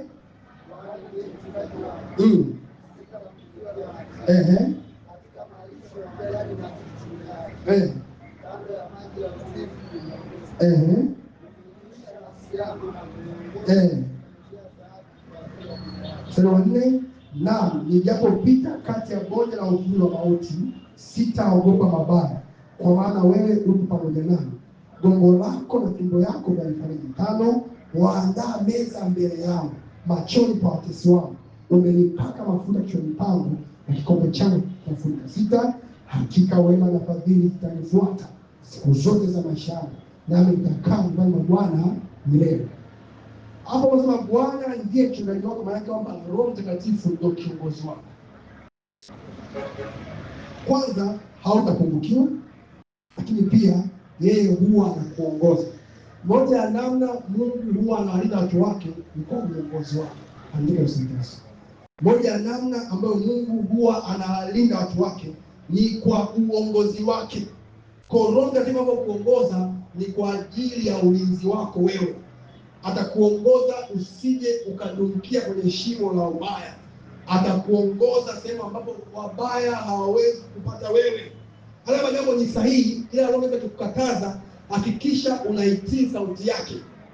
Hekima ni ulinzi kama vile pesa ilivyo ulinzi. Maana kwamba Roho Mtakatifu akiwa ndani mwako anakupa hekima, ile hekima itakuwa ni ulinzi wako. Roho Mtakatifu anakupa shauri, ile shauri lake linakulinda. Kati ya mashauri ambayo sio mazuri, wewe unapokuwa na shauri la Bwana unakuwa salama. Amen. Kwa moja ya namna ambayo Mungu huwa anawalinda watu wake ni kwa uongozi wake. Bwana ndiye mchungaji wangu, sitapungukiwa na kitu. Kwenye uchumi wangu sitapungukiwa, kwenye biashara yangu sitapungukiwa, kwenye afya yangu sitapungukiwa, kwenye ndoa yangu sitapungukiwa, kwenye kesho yangu sema sitapungukiwa. Yes. Mmoja ndio ambao Mungu anaongoza kupitia kwa Bwana. Warumi 8:14. Warumi 8:14. Anayeongozwa na Roho wa Mungu, huyo ndio mwana wa nani? Wa Mungu. Yes. Jambo la mwisho na la msingi kuzingatia kwamba utumishi. Moja ya jambo ambalo litafanya wewe uweze kulindwa na Mungu ni pale ambapo unatumika. Isaya 54:17. Moja andiko ambalo Wakristo wengi na wapendwa huwa wanapenda kulikiri. Kila silaha itakayo mbele yangu haitafanikiwa. Na kila ulimi ambao utaenda kwenye hukumu utakuwa ni mkosa. Pale mwisho huwa wanataka kusoma. Soma Biblia kwa uonyeshe. Isaya 54:17. Fungua Biblia yako hapo tumalizia hapo. Namalizia kweli, ninamalizia kabisa. Ndio ipo neema ukiende shadika sasa. Isaya 54:17. Kila silaha, soma pamoja sasa. Soma pamoja 1, 2, katika sauti yake anasemaje? Sauti yako inashawishi. Kwa sauti anasemaje? Kila silaha bado.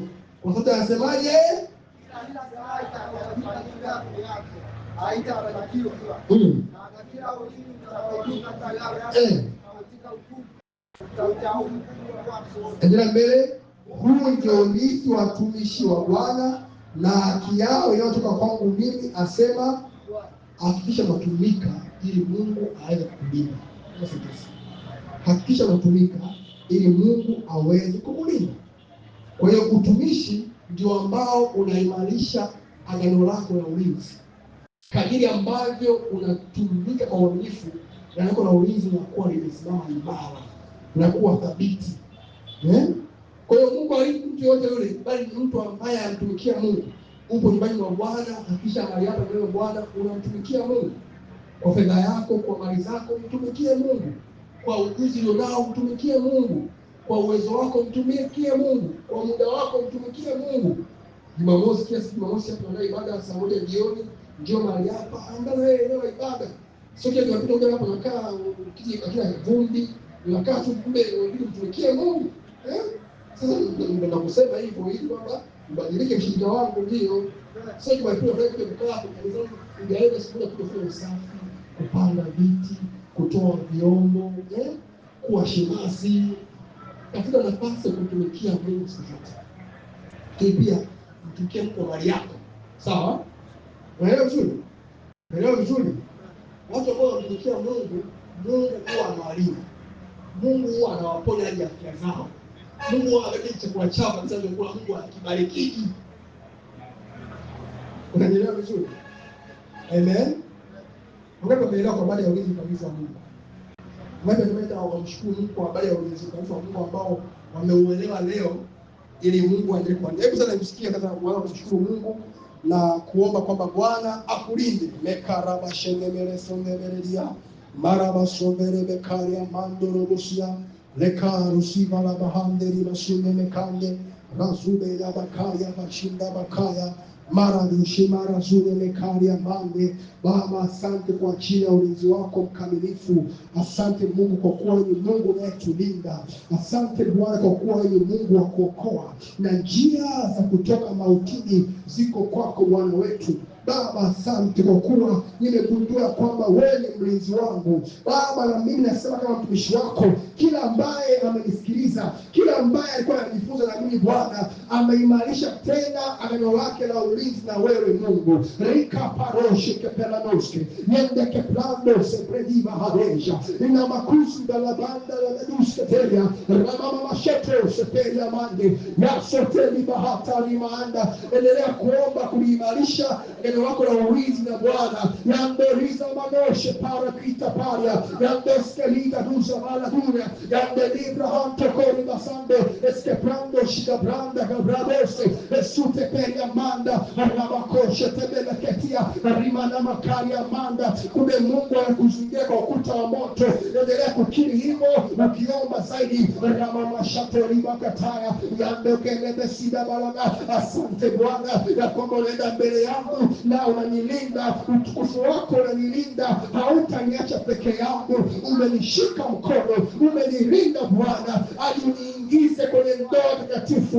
Umenilinda Bwana hadi uniingize mahali pale uliponiandalia. Umenilinda Bwana hadi uniingize ile nchi uliyoniandalia katika jina la Yesu Kristo.